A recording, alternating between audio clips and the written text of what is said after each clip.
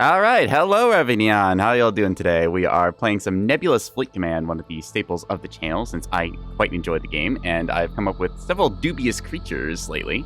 So, I'm gonna show off one idea that I had. I see you got Crystal in chat. Hello, how you doing? It is February 14th, Valentine's Day, I believe. So, look forward to tomorrow because that is the half-price chocolate day, where everyone tries to clear out all the stuff that they horribly overpriced. So, probably getting actually back down to reasonable levels. I am quite a chocolate enthusiast. So, I mean, hey, if they're gonna, like, not sell it all and there's clear out prices, I'm not gonna complain about that. Anyways, we're gonna look at one of the dubious creatures I have created today. Go into our cap fleets. This is a little idea of Wolfpack frigates. So to get a sense of what these are, I'm experimenting trying to do a split-up frigate swarm. So there was a time in the game where Frigate Blob was incredibly overpowered, and you could get like 6 or 7 frigates together in a little cluster blob. They would have overlapping point defense and jammers and stuff, and they were notoriously a pain in the ass. That's kind of gone away now because there's been a couple changes and like some improvements to the tools to counteract that.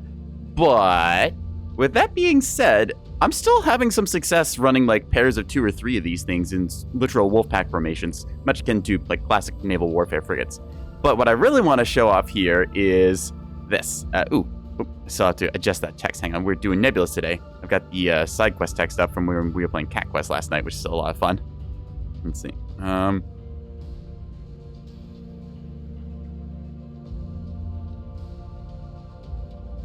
There we go.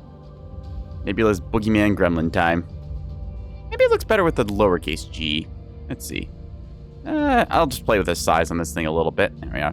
I totally am prepared for all stream times. Yes, absolutely. There we go, right? That looks gremlinish, something like. There we are. Perfect. That's the stream. There we go. It's Nebulous Gremlining hours. So, this is the Boogeyman, as we're going to refer to it, because it is literally invisible. Let me see if I can pull up the quick little graphic I have. Oh, you got Crystal have to go to your appointment? Okay, that's cool. You take care of that. Have fun in that. All right, let me see if I can't pull up an image source here and show you just what this thing... Actually, you know what? Even better. I'll just take this and do it at the testing range because I'm live and I can show you all this way. So, we go to the testing range. Let's go against the OSP. It would be a pretty standard fleet we might face up against. I had something in here or other with pretty reasonable things. So, yeah, you know what? This probably has adaptive radar in it. So, to point out just like how ridiculous this build that I've cooked up is, I'm just going to show you. Okay, so here's your like blob of frigates and stuff. These can go off in their pairs and do their thing. This is the device, the Boogeyman. So if we just take this thing and move it a little bit away from our fleet, you notice it's already got minimal signature size. Okay, look at that signature rating. This thing has no radar in it, which means that I get a 25% minus. And it has no prowler drive. Now, it's not exactly a straight 25% because we do get slight diminishing returns. But if I turn the comms to only receive, because there's no reason for this thing to transmit signal. Like, it can't see anything anyways, so there's no reason to have your comms turned on. Just have them receiving. This thing has a signature size of like 1,300 meters. I did the math on this. Like, it is nigh impossible to see this thing at like 6 kilometers. Even with burn through, you'll only get a ping on it. It is ridiculously hard to see this thing. And the best part is, it's using comms jamming, which means that if I just roll the ship over like so, just give it a second here, can I actually accelerate the time scale? And we got time scale, I'll set it to like 4, that way it just goes quickly. Boop, boop. So if we just roll this thing over, and then I say, hey, comms jam that thing, there's now 4 comms jammers pointed at the enemy fleet. They can't hear shit. All they hear is Caramel Dancin' blasting over every single transmission frequency towards them, and there's nothing they can do about it. So if you have a bulk freighter parked off in the abyss somewhere, and it's trying to recover from jamming, like, it just can't hear you. And from the enemy's perspective, they just see that they're being comms jammed. There's no indication of where this is coming from. It is a literal Boogeyman, and it haunts people's nightmares. I love it. So that's the dubious creature that we're going to be trying to experiment with today. You can see the rest of the fleet here kind of checking in. But yeah, it's pretty cheap too. 335 points. This thing is a steal. And yeah, you just tuck it at the top of the map or somewhere that's really hard to see. And as long as you're closer than the nearest Ocello, that is like a pretty much guarantee that your target cannot hear anything. Hang on a second. I just need to hit send on something. I just realized I forgot to tell the Neb guys that I'm going live. I said that I would, but well, we all know how reliable cat boys can be sometimes. I forgore is my defense, Your Honor. There's a little bit of feedback on audio there. We just hop into a lobby then, shall we?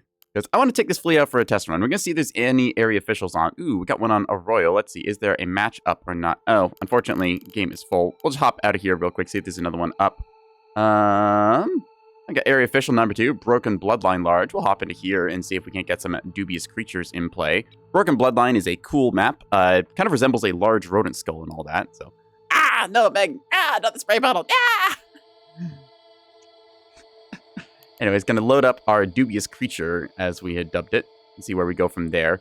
Yeah. We're just going to wait for the server to fill up. Gnome Remover I've seen around a couple times. They've actually gone up in rank since I last saw them. It's good for them. So, just going to put out the call and say, hey, we're doing some stuffs and things, and see where it goes from there.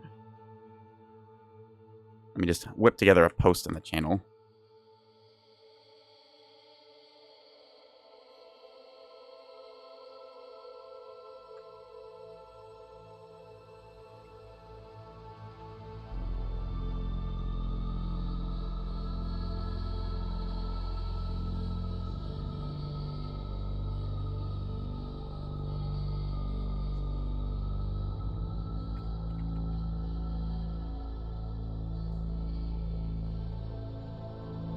Alright, the call has been rung, so we're just going to wait for some people to show up. Again, lobby is open. We are on area official number 2 right now. Broken Bloodlines Large. You can see it in the server browser. So if you're here and you want to play Neb, come on, hop in. It is open lobbies. Yeah. Also, happy Wednesday, my dudes, and everyone else involved. Crystal mentioned earlier it is Valentine's Day, and I have absolutely no plans, just besides, play Nebulous and be a little criminal, so that's what we're doing. Gonna see who is hopping in here and whatnot. I've been seeing a lot more blue ranks lately, which is very good. It means that more people are picking up the game and that they can be misled into doing dubious things by people like me. We are a little bit silly. Happy almost... Yes, you get it, Meg. Thank you. Somebody else understands the 15th is discount chocolate day. It's good. And I'm honestly very disappointed by some of the chocolates that I've seen for Valentine's Day, because they have nice presentation where they've got a whole bunch of little things in a heart-shaped box or whatever. But when it comes down to actual quality of the chocolates, I'm not impressed. It's I'm paying $30 for some mediocre, waxy tasting milk chocolates. I don't think so. Nah, that's not worth it. Nah.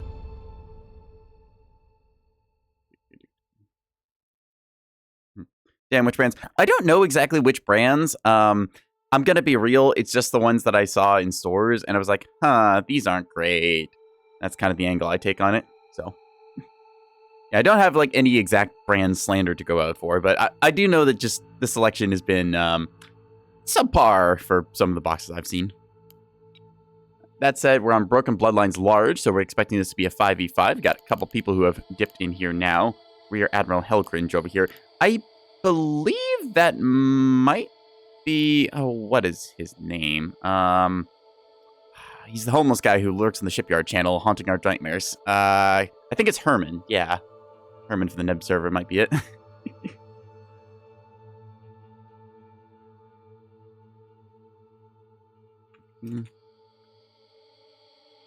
Yeah. Well, the Neb community is fairly small, so we like to make a couple of inside jokes about things and the other silliness involved, too, so...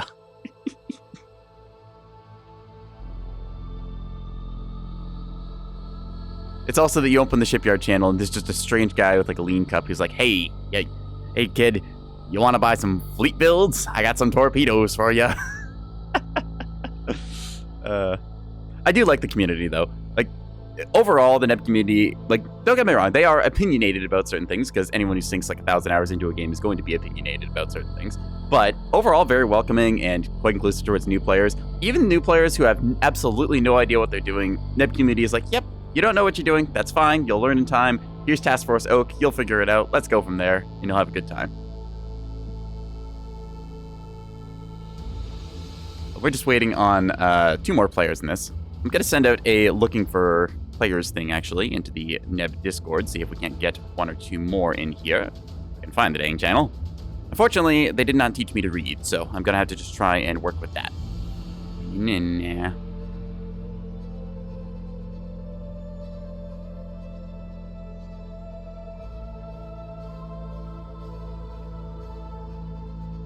Yo, I put out the call, but will they answer? We'll find out. Speak to family with some windows. Windows. Windows. Yes, Windows 98. This map.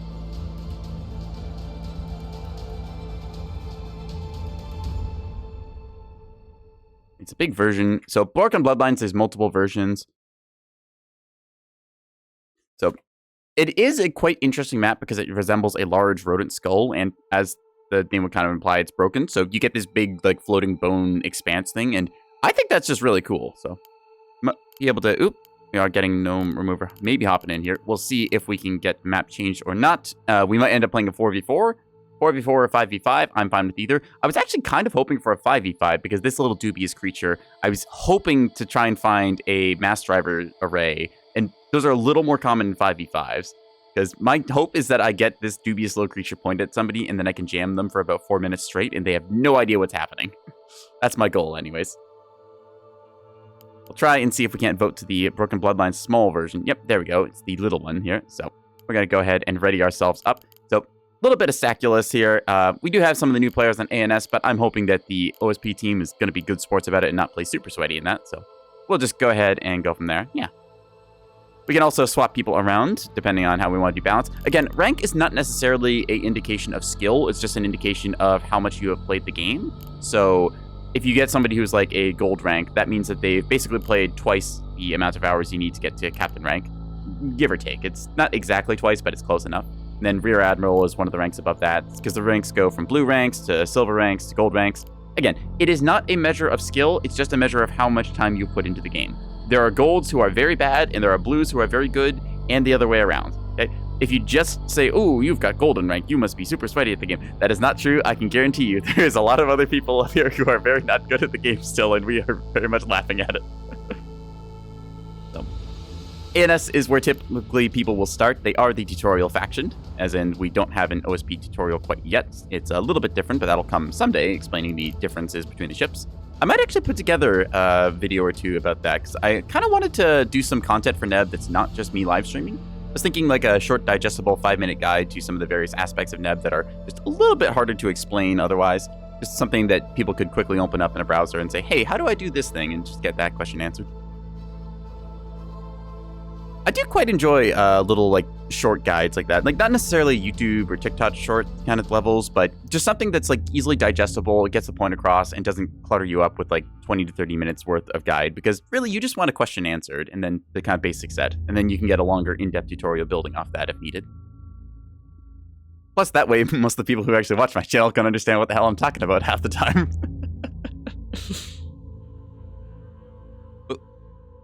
A null reference exception here, but that should be fine. There we are. So we are seeing now this is Broken Bloodlines, the small version. It looks kind of like a rodent skull. If you take a little look at the angle here, you can see the long nose here and the teeth and stuff.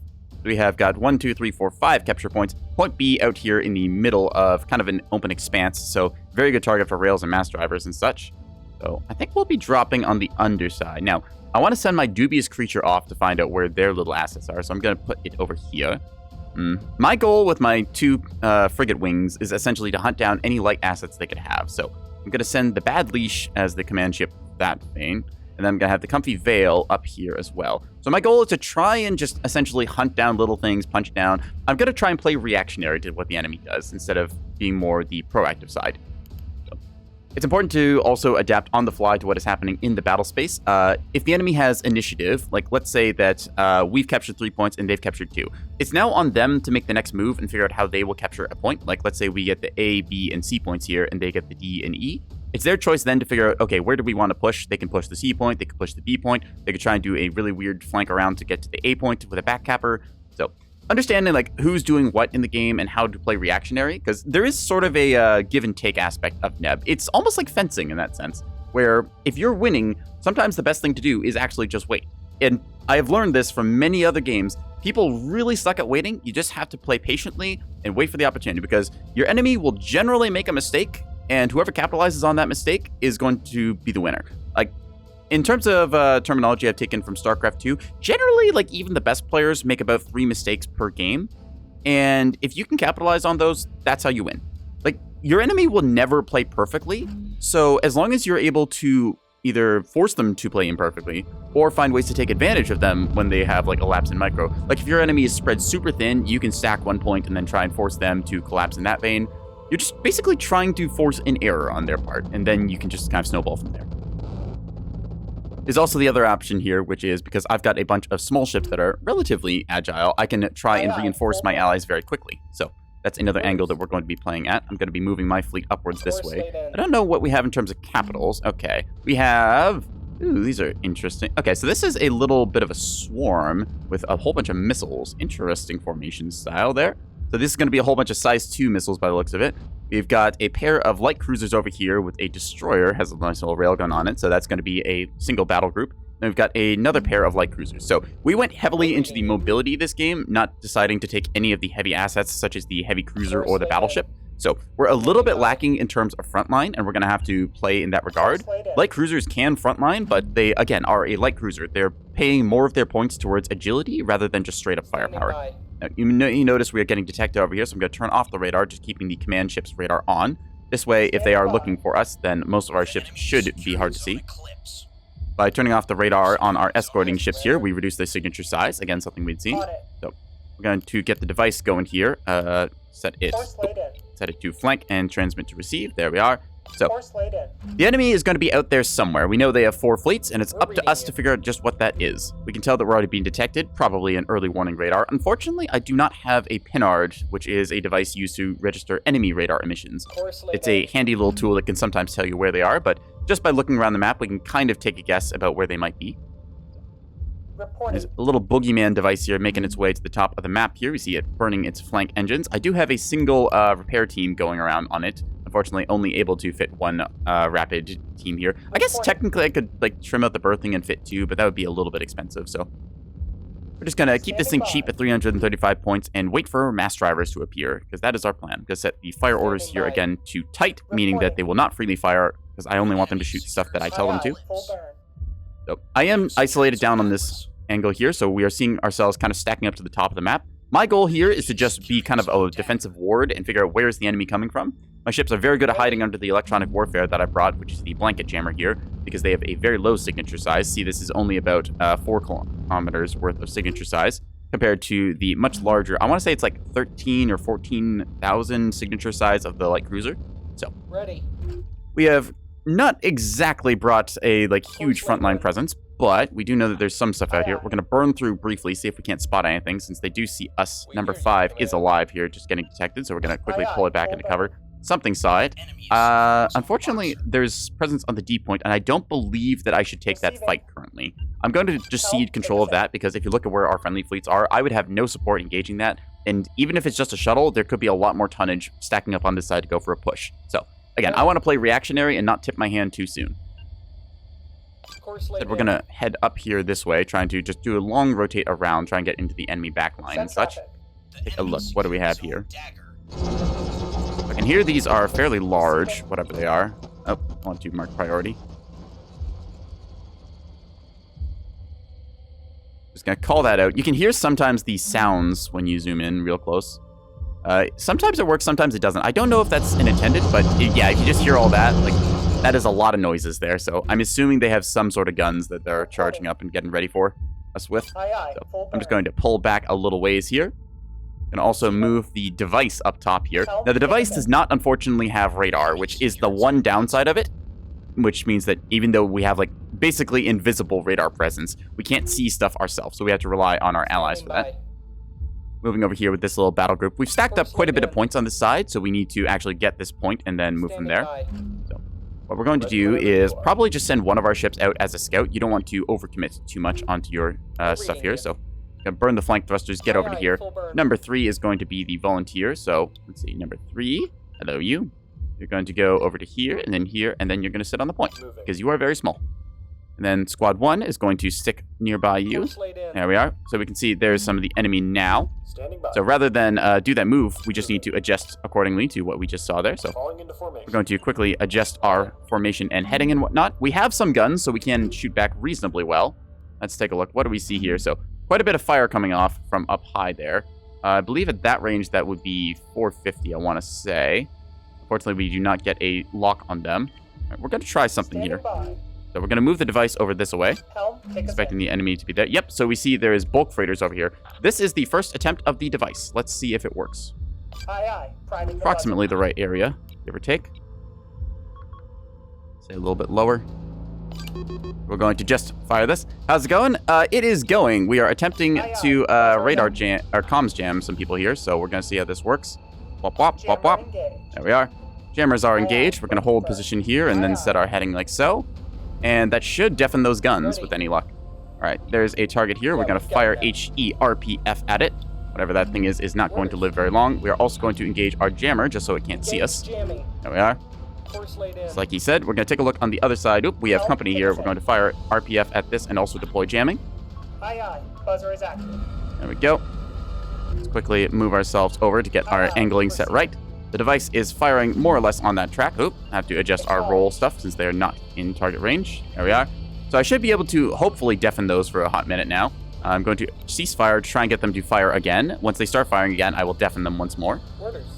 What we're doing right here is called punch down, where we're just trying to kill off light assets and trim out the enemy's numbers. We're reading you. Am I firing HE? I am firing HE. They are firing AP. I don't know why they're doing that. That said, this thing should be dead. Yep. Target is dead. We're going to mark it killed. There we are.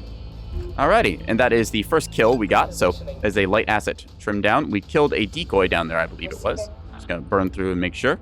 Yep. Take a look-see again. Yep, so we can see the enemy is firing there. We're going to kind of adjust on that vector. And there we are. Pop, pop. Gotta also move the device closer because we are incredibly stealthy and I can afford to kind of just fire on that general area here using this attack marker as a reference point. Just gonna signal another one. There we are. There you are. Now, because we have got the mark of that thing's location, we're just going to do this. And there's basically nothing they can do about it. Isn't this wonderful? And we can see more fire coming down there. So that is a bunch of T-30s, I believe. Our other fleet kind of getting clobbered there. So we're just going to deploy some electronic warfare to mess with them. Oop, that's a decoy. I want the blanket jammer this way. There we are. There we are. So the ship has to roll a little bit, but we are still providing some jamming, so that can mess with their locks. The bulk freighters do not have typically the best radars. You can see our ally pushing out here, so we're going to go and support them. And keep our reserve assets on the side here as well. Up top, we see the device doing its job here perfectly. See the enemy attempting to move out of the arc of them, and so we're just going to do this and readjust. And because we have a lock on them too, they can't hear anything right now. I am very happy with this. So we're actually going to turn off one of our jammers, keep the other ones on. That way we are able to just be a sneaky little shiz here. We're going to fire the right side on it. Wednesday. Yes, it is Wednesday. Thank you. Oh, unfortunately, they have decided that they are going to fire, so we are just going to turn and engage our jamming once again. There we are. So yeah, comms jammers, they recycle very quickly. We're just going to keep this up. How are we doing today? We are being a dubious little gremlin creature, and I am here for it. So I'm going to move the flanking assets over this way. We see here now, that's a bunch of plasma and T-30 that has unfortunately cooked off one of our CLs. It decided to push this flank and ran into a whole lot of firepower. Looks like there's some bulk freighters and other silliness. Love gremlin moding. So yeah, to put this in context, Archivist, this is the dubious little creature. This essentially blasts Caramel Dancing at maximum volume over the enemy's antennas, and there's nothing they can really do to stop it. And we're just going to turn on Battle Short now just to mess with them for a second. And then we're going to cease fire so that they have to then reissue their fire orders. And then we're going to blast it again so then they can't hear anything. And then we're going to turn it off. And then we're going to do it again. Oh, unfortunately, we are getting plasma here, so we're going to turn on our jamming and whatnot and just quickly try and evade. So, thankfully, a bunch of their shot actually missed there, but that is quite a lot of fire that we do not want to pick a fight with. That said, we do have some missiles that we can send in return. So I'm going to send out a pair of wallop missiles. Cute little direct fires that I happen to have, if you would be so kind. Please, hello. Also order the guns to fire on target. There's a light asset somewhere up there, which is a bit annoying. Alright, so you can turn your radars on, thank you. So we're hoping to catch the enemy here. I do have some torpedoes that I can try and use. I'm going to send also some help over this way. Alright, we're going to keep you GOMs jammed as long as possible since you are isolated. I just cease fire for a brief second, and then we're going to GOMs jam this one over here. Stand by, and whop whop, you can't hear anything. engage battle short briefly. Fire! Aye, aye. Buzzer is active. What we're doing right now is being a Aye, complete aye. gremlin, and I am so here for it. Okay, we're gonna have to quickly move our fleet over here and try and avoid that. You can see that they have something in the back there. I'm gonna try and fire HE at that range. Might hit, might not. Got one of our CLs here over, extending kind of and trying to engage here. We can't really take this fight head on, but that's not gonna stop us being a dubious little creature. Gonna fire the hang-up jammers over here again. So they've just not been able to fire this entire game because they don't have anything providing a lock or crossfix or track or anything. So we're just going to kind of move over here and be, well, a jerk. This is what I mean by taxing your enemies. It's very fun. So we can see that there is some gunfire coming up there. The dubious little creature is doing its best. Course laid in. I am so happy with this thing. Okay, we do have to, unfortunately, cycle some of our jammers and stuff. So we're going to quickly give the fire order here and then turn off battle short because we just need to recycle as soon as possible. So they're going to be active for a little bit here. Uh-oh. This should be interesting. Fire decoys and stuff. Jammer on, pop chaff. Oh, okay, so unfortunately they went after the other one. That said, we can fire some torps in return in a second here, I believe. Reporting. All right, yep, radars are on and off. There we are. Okay, so yeah, I just can't actually win that fight, so I'm just not going to bother. Pick fights that you can win. Course laid in. I believe that you're kind of stuck close to the rock there. Yep, all right. Let's take a look. What do we got here? So this thing is going to get HE'd in a second. We see there's a whole bunch of fire coming out of that thing, so we're just going to get over the rock and torpulous this. All right, device, I need you to fire now. Fire now. Silence them. Waha. Aye, aye. There we are. These are now silenced once again, so those guns cannot shoot. You'll see them quickly stop firing any second now. They should be. Unless they're position firing. They shouldn't be able to hear anything, which is kind of surprising that they're still able to fire. Anyways, this thing's about to get torped. Fire for effect. And just fire everything we got at this thing over here. As for fleet number 4, we want you just to be moving over this way. We're going to turn off your battle short because I don't want to short out your radars. Not radars. What is it called? Your jammer. We're going to fire RPF at this shuttle here, trying to take it out before it can get to a cap point. See our little other frig blob there trying to engage. See a whole bunch of electronic warfare going off here. Electronic warfare go. Battle short engage. Yep. Mess with all their stuff. We got drumsticks in the water. Whole bunch of incoming fire and other silliness going on here. We're going to fire Gom's jammer up there. Course laid in. See what we can get done. We do have a couple of other missiles we can throw out here, so I'm going to do just that. If they want to fire ARAD at me, I am more than happy to make them suffer for it. Course laid in. See a shuttle over here that I believe is dead. I don't think it's dead, so we're just going to tap that briefly. And also turn our radars thoroughly on, make sure that they work. They're shooting at us. Reporting. Helm, take us in. All right, fleet number 4 over here. I believe we just had a reactor debt. Yep, so that's going to be a bit of a problem. We need to get out of here, so let's just go with that. Yep. Our sensors are all over them. All right, we can hopefully Gom's jam this in a second. There we are. That should be good, preventing them firing at us. Yeah. Unfortunately, our right flank is collapsing, but we are winning this left flank by the looks of it. So we see some anti-missile missiles going off here. That said, they are not fast enough, and that's actually going to be friendly fire. Haha, sucker, your anti-missile hit you.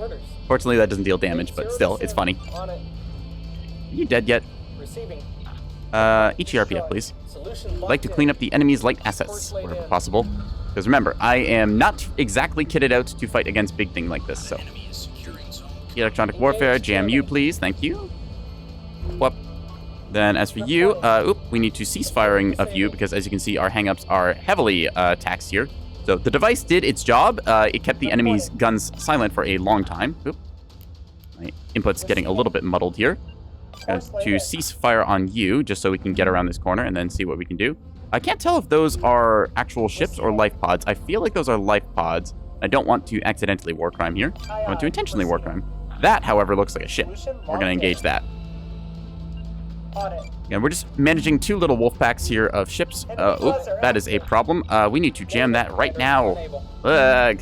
The blanket jammer has been knocked out, and we need to move. Okay, squadron, yep, number 2, you're going to assume lead of formation, and then we're going to get out of here, because we need to not be here right now. That's a lot of firepower. I thought that our CLs had pushed up with us, but looks like they are doing the smart thing and staying kind of at range, hiding the enemy. We're just going to go ahead and allow for free fire orders. That is a lot of grape shot, which is what we do not want to see. That said, we are now a ticking time bomb on this ship, so we're just going to dive it into the enemy because that's going to be their problem.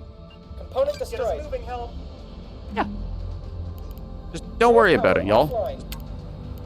Go fix other parts of the ship, right? Channels open. Sometimes you just have to decide, you know what? I have not won this one, so that thing is going to go and be a problem for my enemy. We're going to get out of here. I was hoping that I could kill off the shuttle, but it seems that this is going to be a little more difficult than I expected. Eyes on. See, the defender is still active here, and so is the other assets. Let's take a look on the other side of the map. Oop, oh crap, hi there. Electronic warfare time. I'm trying to explain what I'm doing and also not paying nearly enough attention here as I'm getting folded by bulk freighters on multiple fronts. Red 2, you're going to have to assume lead of the formation and get us out of here. Our command ship's unfortunately going down. I don't believe that I'm going to make it out of this one. There's just too much firepower. That's a full plasma bulk freighter there trying to hit us. I don't unfortunately have any missiles, and yeah, I'm getting cross-fixed from multiple angles here. Best I can do is just have you pop all the chaff in the world possible, and then see if I can't seduce a whole bunch of these. I don't think the VLS is online. Oh no. Well, the good news is that they all went after the ship that's almost dead anyways, because I left its radar on and decided, you know what, sacrificial lamb. So we're going to try and get out of here with what we got, but I don't see it really happening, unfortunately. Number 4 and number 5, you're clear to disengage. Yeah, we just didn't have enough tonnage to hold that flank, unfortunately. This is going to bloom in a second or two, which will quickly kind of distract the enemy, I'd hope. Fire on the enemy tracks we can see. This one, for example, is good to be deviced. Jamming is online again. Unfortunately, just had a little bit too much to work with this game for myself. Too many bulk freighters and stuff. I was hoping to hunt down a couple of tugs and other light assets, and unfortunately, we just went a little too heavy on the mobility, and I believe that we're just going to get folded over now because there's not really much we can do to kill off this many bulk freighters. Unfortunately, our swarm of frigates down below has mostly been wiped out. We've got one of them that's just desperately trying to exit the battle space here. We have a couple of light cruisers still up top, but I don't really see us being able to recover from the kind of snowball lead that they've established. We have a rail destroyer over here that is, I believe, mostly for point defense. I'm not entirely sure where that thing's going, but yeah, we're about to be cleaned up over here. Our drive is unfortunately out. Yeah, not much we can do about that. We're just going to get shredded by 250 here in a second. That is one of the downsides of this build. Again, this is not a build that I've exactly refined quite yet, but it is something that I've been experimenting and having success with. Just against the sort of ships of the line, the bulk freighter, we don't really have the firepower to take them on with this current comp. That said, we can annoy the heck out of them by using comms jammers, and we did effectively neutralize their 450 bulk freighters for a while this game. Affirmative. Quickly roll ourselves a little bit here, trying to keep the devices on target. There we are. Roll is a little bit generous as the hang-ups have a bit of swing to them, so just able to get this thing pretty much deafened. And I'd also like to point out, the device is working. I'm 5 kilometers from the enemy. They can't see me. This thing is hilarious. We're going to try and scrape out a win if at all possible here. We could try and hide inside, but I don't think that's really going to do it for us. We'll have to try and fly low here, see if we can't threaten sea, but I believe that, yeah, these are cargo feeders. Not much we can really do against that. Our 250 RPF does nothing to them. It just bounces off. A high explosive as well. We might be able to get some shots in here, but again, this is primarily meant to be a punch-down fleet, going after light assets rather than big capitals. There's a Black Pearl bulk freighter here. Interesting. Go ahead and see if we can't get something done here. I'm pretty happy so far with the device and the way it's played. This is meant to primarily counter mass drivers. So again, I'm meant to do basically everything except what I've ended up doing here. So I'm okay with it. Just gonna try and see if we can't hang up this thing. I believe that that worked because if you notice, its guns just stopped firing. So that means that it has no radar locks. Again, this is a dubious little creature. It costs 335 points, and I am so happy it exists. Gonna turn off battle short here for a second and cease fire. See if they start up their guns again. And this is the other thing you can do. When they start firing again, you just fire the jammers once more, and then they have to reissue all their fire orders. It's a hilarious microtax. Aye, aye, full burn. See the ship coming over top here now. Unfortunately, we don't really have much to do against it. It's firing grape shot and 250 against us. We're going to dive, set our evasion to maximum. Try and get out of the way here, but again, unfortunately, this is just more firepower than we are meant to handle. That said, we can try and boogeyman it. Deploy the device! If it's getting offset tracks, it's not anymore. We lost all power. Oh, unfortunately, you are getting heavily damaged here. Just try and fix whatever you can on this thing. Oh, nope. Unfortunately, we are pinned in here. Aye, aye, full burn. Engineering reports low power. Component disabled. So, unfortunately, yeah, I think that's going to be it. This Vauxhall trying to disengage right now. I think that this is time for us to throw in the towel as we have basically nothing left here. Gonna throw in the GG then and retire. So, we tried, we died, we failed, we lived, we left, we cried, all that stuff. But, oh well. We just had a lack of frontline presence in that regard. The comp we had was very good for mobility, but we didn't have something to really hold the line like a heavy cruiser or battleship. And they had just the ability to kind of engage us pretty much head on with their bulk freighters. They just brought a lot of firepower that we didn't have enough to contend with. Vauxhalls can get it done damage-wise, but in terms of the frontline survivability of a battleship or Axford, they are not exactly comparable. They are a very good ship, don't get me wrong, but there's a reason why heavy cruisers and battleships are taken. So, we're just going to respectfully throw in the towel here. Our drives are going to bloom off in like a second or two here. Yeah, so these things are unfortunately going to cook off. I do very much like the two wings of frigates, as it's a interesting way to try and hunt after things like multi-mission tugs or little cap shuttles that have hidden around the place. But that said, it just does not quite have the firepower you need to take on the big frontline threats that the OSP can bring like that. So, I'm just going to ask them politely to surrender.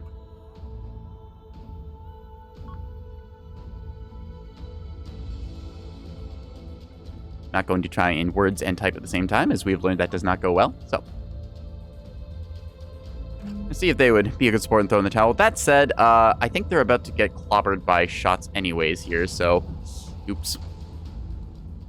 Now, interesting build that with the 5 frigates doing a combination of gun and missile and that. I don't think they have any point defense, which is kind of risky, but cruise missiles are in an interesting state right now, so it's a risk, but it's less of a risk due to the current metagame that people are kind of playing. So, we'll see this thing go off in a second or two here, and then we'll head into a next match. I want to see how my damage stats and other things looked. And just also get the reaction of the other players to the device. I am very happy about the dubious little creature that has like 4 hang-up jammers that is basically invisible, because I don't think it got spotted all game. Gonna watch the Spy Hanker number 4 here, trying to make its way onto the point. It's firing shots off that it attempts to hit with. Nope. This is probably going to spell disaster. Those are, yeah, that's 100 mil. That's going to come in. Ooh, plasma for good measure. Yep. 1, 2, 3. And the grape shot 2 for good measure against plasma. Reactor cooking off, and that's the game. So, unfortunately, it's an L on the first one, but hey, you know what? It's okay. Remember, you're only going to win on average like half of your games. So you just have to look at any loss you make and say, okay, what could I have done better? What could I have done differently? This, we should have talked a little bit more in the pregame lobby about our comp and figured out, hey, who's going to be our front line? How are we going to play this? So, yeah. It's unfortunate, but you take what you can. I did manage to get a torp hit or 2 in there, I believe. Yep, we managed to get 1 torpedo and 1 of these little wallop crayon-sized missiles into the enemy. So, okay with that. Again, not our intended use case. Our main goal was to try and find shuttles. And if we take a look at the enemy's fleet, not as many shuttles presented themselves as I would have liked. It's just bulk freighter, bulk freighter, bulk freighter, bulk freighter, bulk freighter, and then bulk freighter and monitors. So we didn't see very many shuttles. Like, there's a couple of them scattered about. Like, for example, you get a very cheap gun shuttle here, 133 points we were trying to shoot at. We just never really could take those favorite engagements. So, yeah. I'm pretty happy with how that one went either way. It was a showcase of various things we were going to try and do. I'm going to hop into area official number 6 now in Haldit's Bluff. There we are. Load up this and take a look. So Haldit's Bluff is a former nuclear test site, if I remember the lore correctly on the map. That said, we're going to wait for some more players to hop in. So I'm just going to do our little intermission now. We take a 3-minute break. And by the time we get back from that, we should be into the match. This way, we don't get anyone with ads interrupting their viewing experience and whatnot. So, yeah. Go ahead, grab yourself a snack, a drink, take a stretch, something along those lines. We'll be here in 3 minutes, and I'll see you then. Yeah.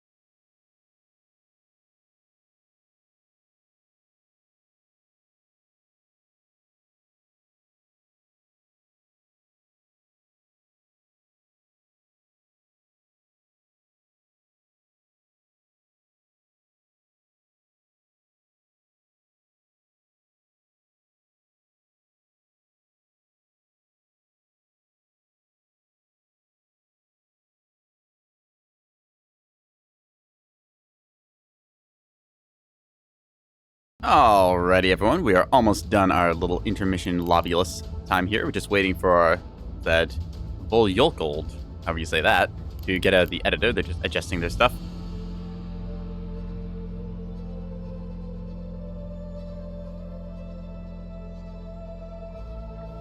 There we are. So, you get a little bit of the Nebulous fleet command sometimes. We just wait for one person to finish up in the ship editor. Again, it's a good thing to be, always editing your fleet and trying to make improvements, but there's also the time where you're like, oh, I'm holding up the lobby, I better finish this up real quick, or table it for later and just kind of go with what you got. So, I'm not, like, trying to nag them or rush them or anything, but we do have a lobby, so if you would please, already.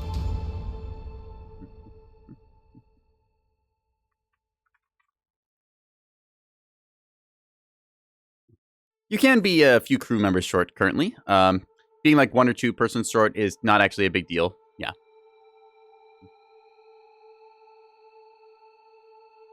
So if you're just like missing one guy, whatever, he's got a transfer, he's fine. So we're just gonna go ahead and see. They've got a bunch of mines and stuff.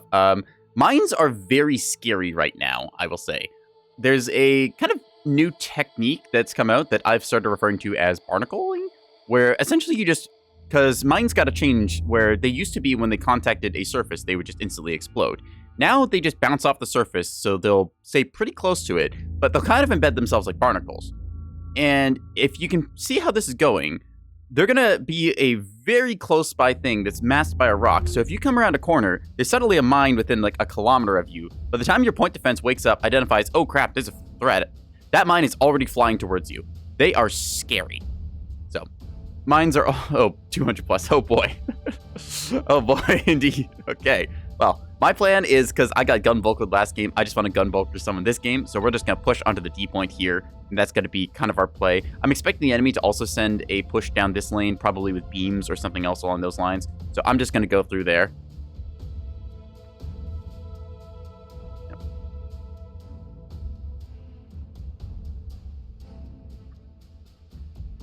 Because they're a blue player, I'm hoping that they know the mine technique.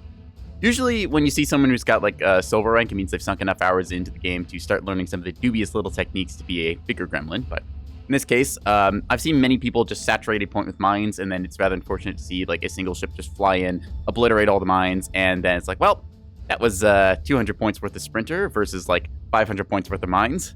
Oops. Yeah.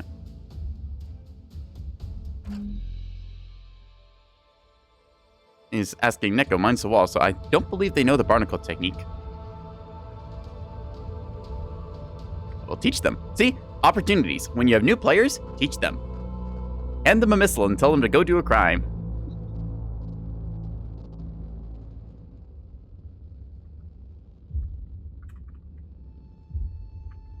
Awaiting your orders, Commander. Just going to send our fleet forwards like so, angling our heading to face this way towards the wall. Going to set our fire orders to hold so we don't accidentally shoot anything. Yeah.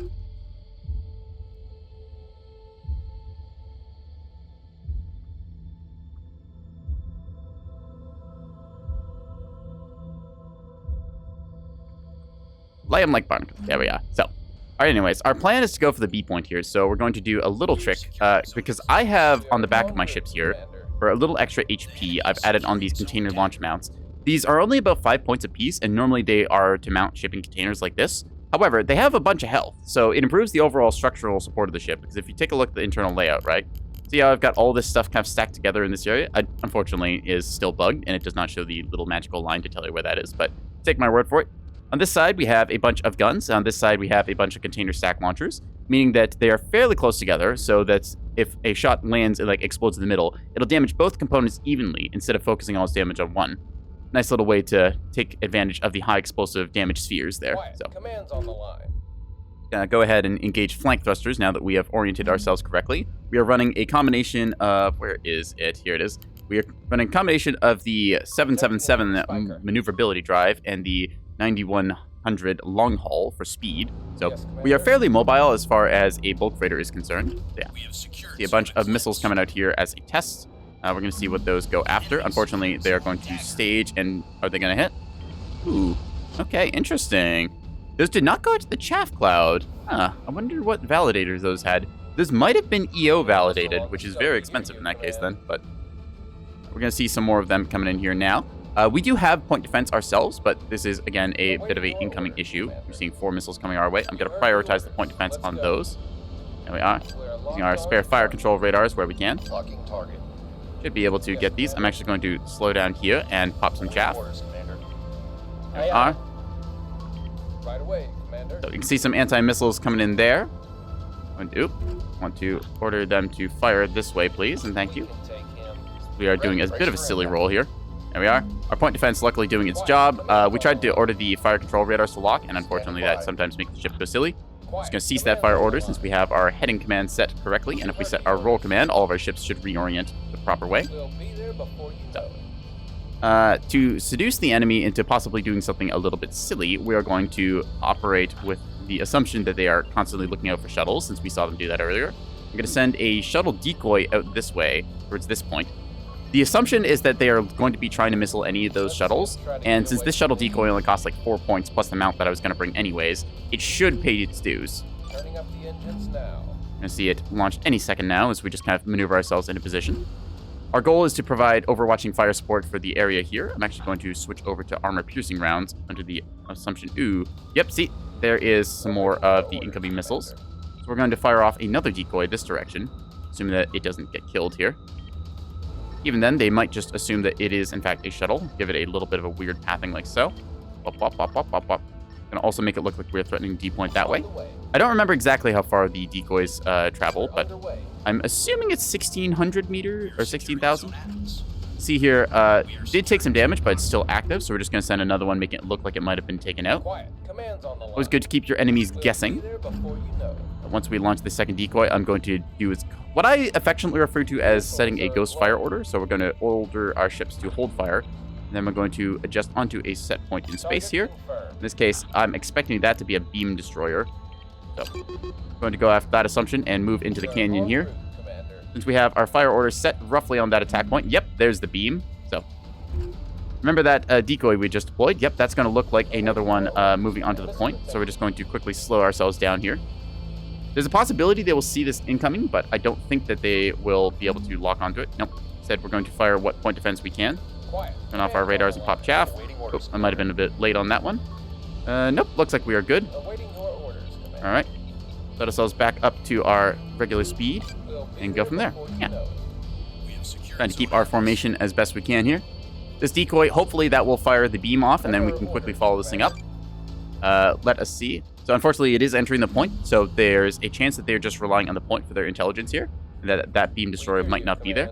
That said, we can take this angle wide and then push into it, and we have enough combined firepower that we should be able to clobberize that thing when it shows itself. We will see. I don't remember the exact pathing I gave this thing, so we're going to have to play the guessing game here.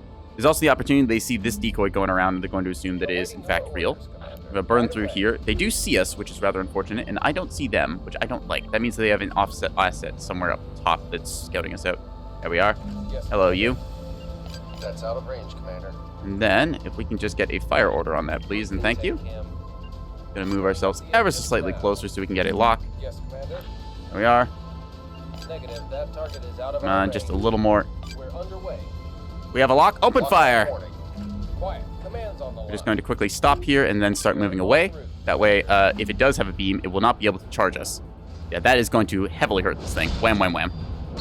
That should be the beam pretty much instantly knocked out. This is a lot of 250 we just unleashed on this. You can tell it's a destroyer by the outline that we're getting with the guns and stuff. Bam, bam, bam, bam. So now we're just going to push on to the point. Because, yeah, pain. Is dumping all the missiles it can, trying to get out of this one.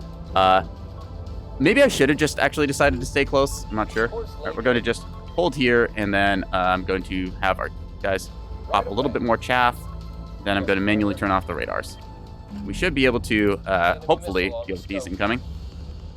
Yep. You can see a whole bunch of them seduced onto that. Pop more chaff, turn those off. There we go. Incoming enemy fire. Yep. So we're going to just quickly flick our radars on and off. Yep. Making sure that the incoming volleys are going after the right targets. See here now, we're going to pop more of these. Again, going after that. Oh, hi there. Okay, you. Well then, be that way. Fire. Hello, yes, fire, please. Thank you. Solution locked in. This is why we wanted to keep our range a little bit. You are weapons free. Module lost. Thank you. And then as for you, I did not know that there was going to be 3 beamstones here. That is a surprise. Okay, credit to them. You got me good. Anyways, we're going to return fire now and just order the flank engines ahead full. Trying to reverse as best we can. There's a lot of incoming missiles here. Turn out the radars quickly and then try and pop chaff. We are probably going to lose a ship here, unfortunately. There's not really much we can do about that, because they just horribly set up for us here. That is a lot of missiles. Wow. Engaging. So unfortunately, the busy summer is heavily crippled. That said, we are going to just quickly change our ship's orders around like so. There we are. Lock onto you, open fire. I expected there to be just one. Whoa. Okay, careful with those now. Aye, So you can see we have taken some damage, but we're still operational to an extent. Going to try and have you move back as well. You are going to be in combat now. So you, the busy summer, just needs to try and get itself back under command. It is doable, but that said, we have withered the incoming storm reasonably well. There's a lot of still incoming shots. We're going to mark you as a priority. Lock target and open fire. Same with you. The wonky veil is going to fire for effect as best it can. Lock target. Pop chaff here, turn off the radar, hoping that these are in fact ARAD. I have no idea what type of secret combo they are. Aye, Commander. They are probably command, judging by the way that they're hitting me. Spiker. Owie. Make it A quick. spiker indeed. We're taking quite a few hits here, which is rather unfortunate, but with that said, we are still surviving. One of our ships did get heavily crippled, but we should be able to clean this up pretty well. We are eating a lot of missile here. Gotta turn off the radars at the last second, trying to see if we can't stop them. Nope, unfortunately not. That said, we are still holding on decently, so A little busy here. able to just try and move back, recover our fleet as best we can here. Underway. Yeah, nah.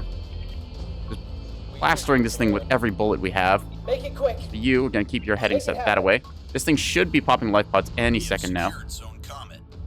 Where are you? Command online. There you are. Lock that target. I'm gonna lock and fire on the other one now, since they are within beam range, and that is bad for us. And just try and get out of here. Firing everything we got. So the beamstone ambush is a scary thing, but I believe that we have knocked out most of their guns. We're still getting the busy summer back online. It is not out of the fight, but it is heavily crippled for the moment. Orders, Commander. You're also going to fire on that. So yeah, 3 beamstones, 4 if you count the one in the rear. Very good ambush on their part. I did not expect that. How are you still operational? Vector. I am impressed that that thing's guns still work. Like, its beam turret. That said, we are moving backwards here, which is one of our big strengths. So we're just going to accelerate to flank speeds as fast as possible. Trying to get our guns online. Braking thrusters once again going down. We do need those to maneuver quickly, so we're going to just pop out of here as soon as we can. Uh-oh. See a whole bunch of incoming missiles here going after the busy summer. That's actually good, because I don't believe that any of those... Yeah, so we take a lot of damage here, and there's a lot of fires, and DC teams are getting heavily taxed, but we should be able to fix everything. That said, we are going to actually scram the reactor here, since there's just no chance of us possibly fixing that drive. We will need to restore our large storage and eventually get that ship back online, but for right now, we're just going to try and take out whatever threats here we can. In this case, we are trying to do a little bit of an interesting dance. We want to be close enough that we can get a lock, because our radars are not perfect. We also want to be far enough away that we can effectively hit the enemy. As you can see, our radars not doing the greatest right now. We'll want those point defense turrets brought back online as well, I believe. There we are. Quickly. All right. Waiting your order. Going to order a formation here now, keeping our ships together. That way we are able to kind of draw kite. We're playing an interesting dance where we want to be at like 6.5 exactly. And because we have this range here now, we are able to move backwards as well, as they are moving forwards towards us. Again, want to kind of react to what your opponent is doing. Component repairs. Should be able to provide some 250 fire into these destroyers. We can clean up this nest of destroyers, although it's just going to take us a little bit. So, said, we're eventually getting the rest of the ship together. I'm just going to wait on restores until they put out all the fires on this thing, because otherwise I'll be restoring components that could cook off. I don't want to do that. Yes, Commander.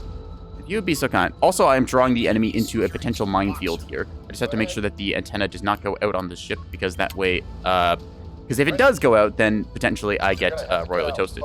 So, see that thing get shot down. Very nice, very nice.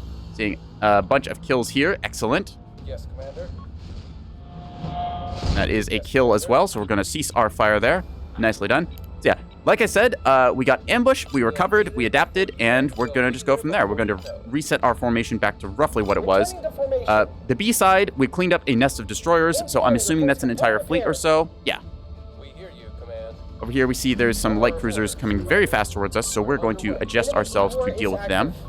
ordering our fire order to be over here, and we're going to set ourselves to hold fire. There we are. Oop. Okay, you're behaving a little bit drunkenly here. Never mind. If y'all just want to kindly reset your roll orders, like so, thank you. And your headings this way. Confirmed. All right, as for you, you are actually still alive, much to the amazement of, well, everyone. You've only got 4 damage control teams, so again, I'm just going to wait for him to recover. We're going to get ourselves an angle on these Vauxhalls here in a second. And with any luck, we'll be able to do some serious firepower. Let's see. I'm going to mark this one as the priority target. Once we have finished rolling, we should be able to get gun angle on it. There we are, issuing the fire order now. Should be able to get a shootable track at the very least, so we're going to go for that. See, this one is a little bit up higher, actually, so we're going to try that instead. See if we can't get a good hit. This thing is getting plastered by mass drivers. We are unfortunately not quite close enough in that, but by the time that our guns get spun around and we are on target, this thing should go down. See it firing off some of its guns into the busy summer here. Again, busy summer taking heavy damage, but we are slowly recovering it. Gonna try and get the damage control buffing module things back online as well. The idea being that we just recover what we can here. Actually going to just do the essentials up front for now. There we are. We have only 4 damage control teams, so they are going to be heavily taxed on the clock here. But with that said, we are getting some return fire for their trouble. Yeah, that's right, buddy. You want some? Come get some. So dip our altitude here. We are able to engage flank speed and close on the enemy. So we're delivering a nasty punch to them. I want to get a lock on the, what's this, the Mome Wrath. Yeah. Again, did not use restores here because my restores are in reinforced components, and I want to just make them think that this ship is dead. They're actually wasting a whole bunch of fire into the backside of this thing because they can't knock out the essentials that I have there right now. All right, you are just about in range, and you are just about in range. So we're going to just adjust our fire order here since they should be running from us. Single jammer will not hide them, unfortunately, for them. But good for us. We're actually going to switch over to firing AP rounds here because I believe they are facing us bow on, and I don't like that. We'll try and dip into this canyon here, get a little bit of a flank shot. There's mines everywhere, which means that their retreat path is going to have to go here, and if they go too far, then they're going to get mined. See, around the back of the map, we have our little mine layer, and there's the support fleet. Yep, it was a quartet of Rains by the looks of it. You are going to be marked as killed, and these ones are also looking pretty toasted. Not sure what we have in terms of offensive firepower here. I think it's just these missiles. They do have some missiles, so that's handy. A little bit of retribution there. So we're exchanging fire here in the ranges that we are comfortable at. As for the busy summer over here, again, it's still just kind of getting itself back together. So this ship will eventually recover in time. That said, I believe I can limp it onto the point here, and it should be fine. We know there's 2 destroyers that we took out over here, and I'm assuming the 3rd one is dead. Not necessarily true. That could be it right there. We're going to quickly order a lock target on that, because I'm pretty sure that is coming in. I call that out. It might be alive. It might not be. I'd rather not chance it, because if I get beamed in the nose, that's going to hurt a lot. Let's see. Gonna go ahead and issue a lock order there. See some incoming stuff. See the team here coordinating well. They can deal with it. Thank you. I'm able to keep my fire order facing this way. Yep, there's the beam we were worried about. Fortunately, it's just a short little duration here. So this thing should get cooked off in a second there. Yep, you see friendly firing coming down from above. Thank you, teamwork. Yippee. Right. You can see the enemy is over there, so we're just going to dive down, continue our advance now that we know that the enemy is over there. Now you see, unfortunately, we are out of power right now, so we're just going to turn off our radar and solve that until we get the reactor boosted again. So, also, we need the mag restored, which is important. Kind of hard to shoot without that. Trying to get various systems brought back up here. Crap. Fortunately, they are out of our range here, so we're struggling to hit them. Yeah, they really toasted us good there. Okay, just hold a lock on this as long as I can. Rapid Cycle Cradle we don't need. Bridgemaster and whatnot. Unfortunately, just the Bridgemaster is kind of a shit radar. We're taking a lot of 250 fire here. Do need to actually get into range. Once that reactor comes back online, we should be able to check the 2. Yep, so we saw them briefly for a second. I'm gonna burn through, get a lock on them. There we are. Lock target, fire for effect, everything you got. You, if you have any guns, shoot them now. Which apparently we do not. Uh-oh. That's going to be a bit of a bummer. We have used a lot of our restores. Wow. And that is a beam. Where did that come from? Shiza. Component disabled. Talk to us. I believe those are going to be torpedoes, so that's going to suck in a second. Most of the fire's looking kind of controlled here, so we're going to start bringing this thing back up online in a second. We're going to want to restore the large storage there. Get our reactor and our radar back up online, as well as our drive. The fires are a bit of an issue, but we can deal with that in a bit. Yeah, unfortunately, we don't really have anything that can stop torpedoes there. So we're going to just try and desperately hold on here. Gonna stop doing the flank engines. Gonna pop whatever chaff I have, if I have any. Nope, doesn't look like it. This is going to just hurt either way. Oops. That's probably just CMD guidance. Nothing we can really do about that. Yeah. Unfortunately, ship is going to go down here. Just too much coordinated fire from there. Beam combination with a bunch of 250. If I had been able to just, like, straight engage that the way that I was doing, I would have won that. But unfortunately, the surprise flanks from the beam support that they brought in were what did us in. That said, the busy summer is starting to come back online. They have a single range trying to guard this point, and I am not going to approve that. Once the ship is oriented correctly, we'll be able to shoot it with some of our guns. We do actually have a cannon operational right now, so we're going to order it to fire. Yeah. You'd be surprised what bulk freighters can recover from, considering the amount of missiles and other stuff that we took there. That said, cross fixes have been applied here. We've got various assets trying to focus fire onto these. We've got mass drivers firing from one angle. We've got a bulk freighter here doing this little zigzag dance, trying to keep them back. We are losing a bit on map control, but that's something we can sort of recover from. See our mine layer in the back here deploying some mines for good measure, and then a couple CMD missiles going after their missile fleet. So this is going to bloom any second now, which should strip off these ships as well, with any luck. Come on, pop. Up.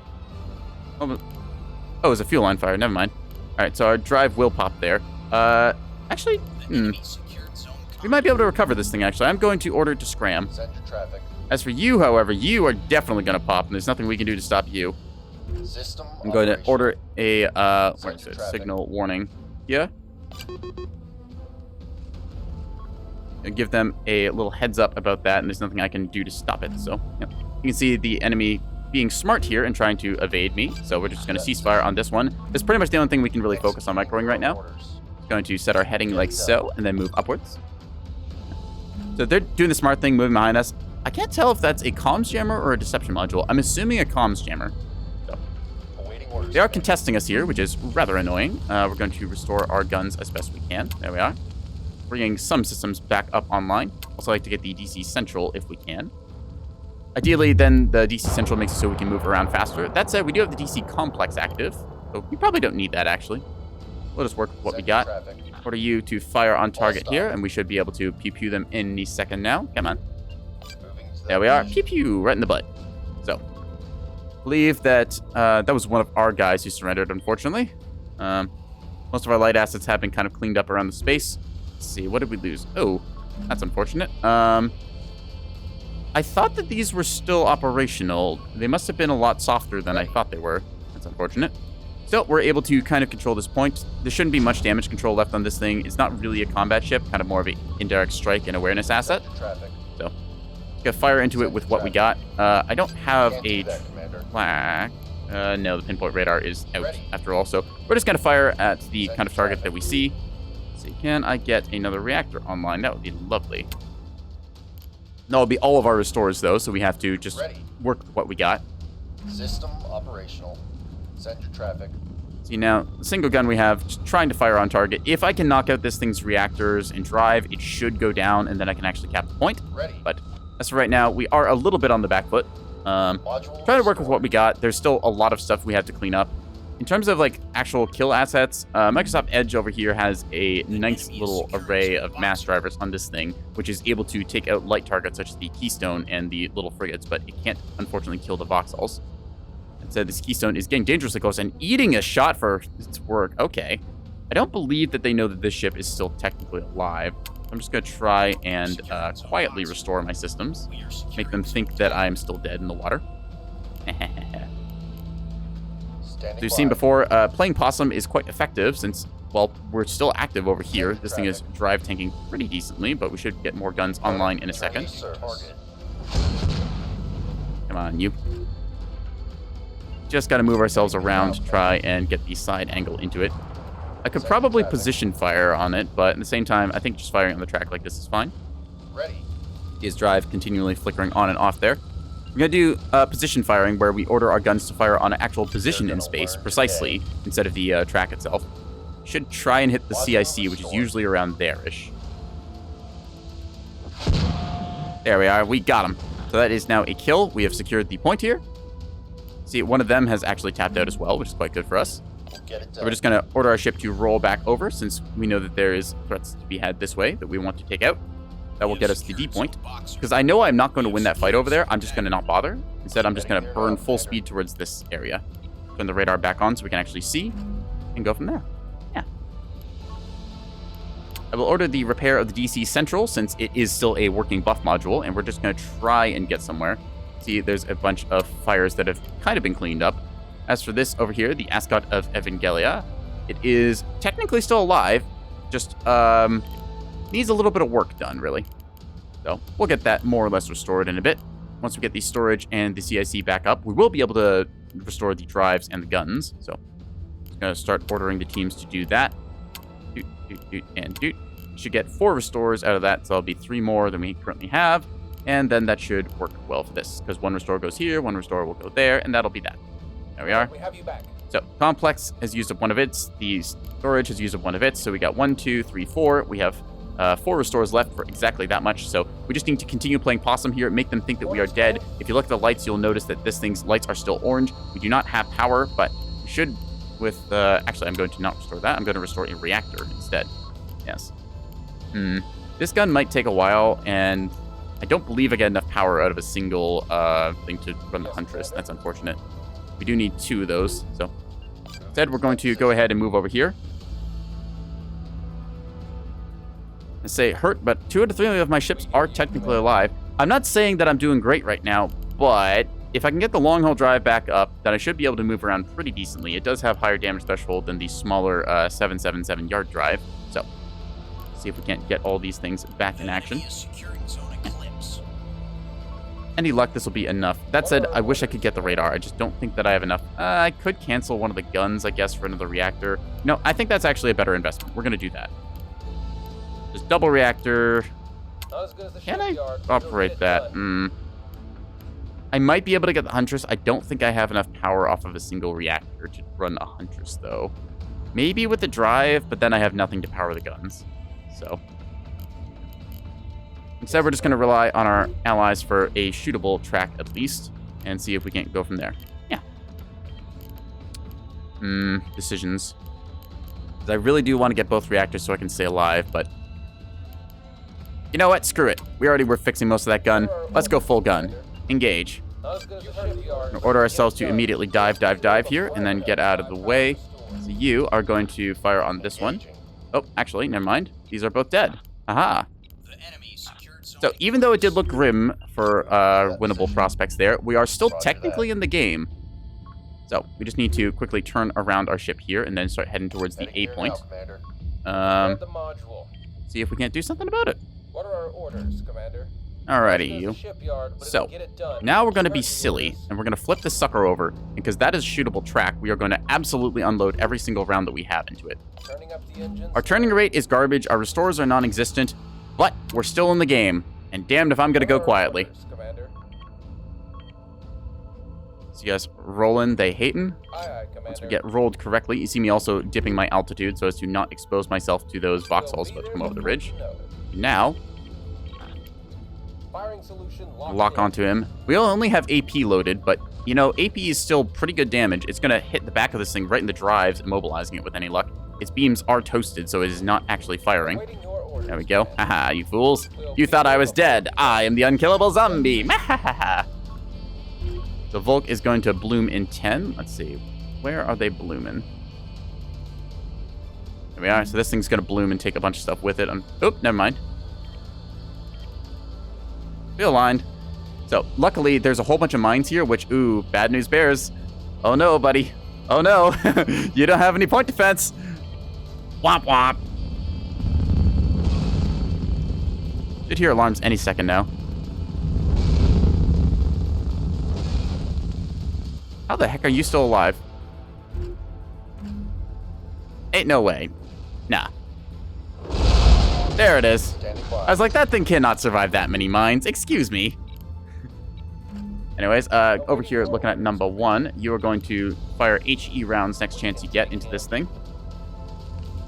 It is sitting dead in the water from the various hits that we've given it. That said, there's still those CLs there that we have to deal with. We're going to set flank engines to full, try and get ourselves down this way.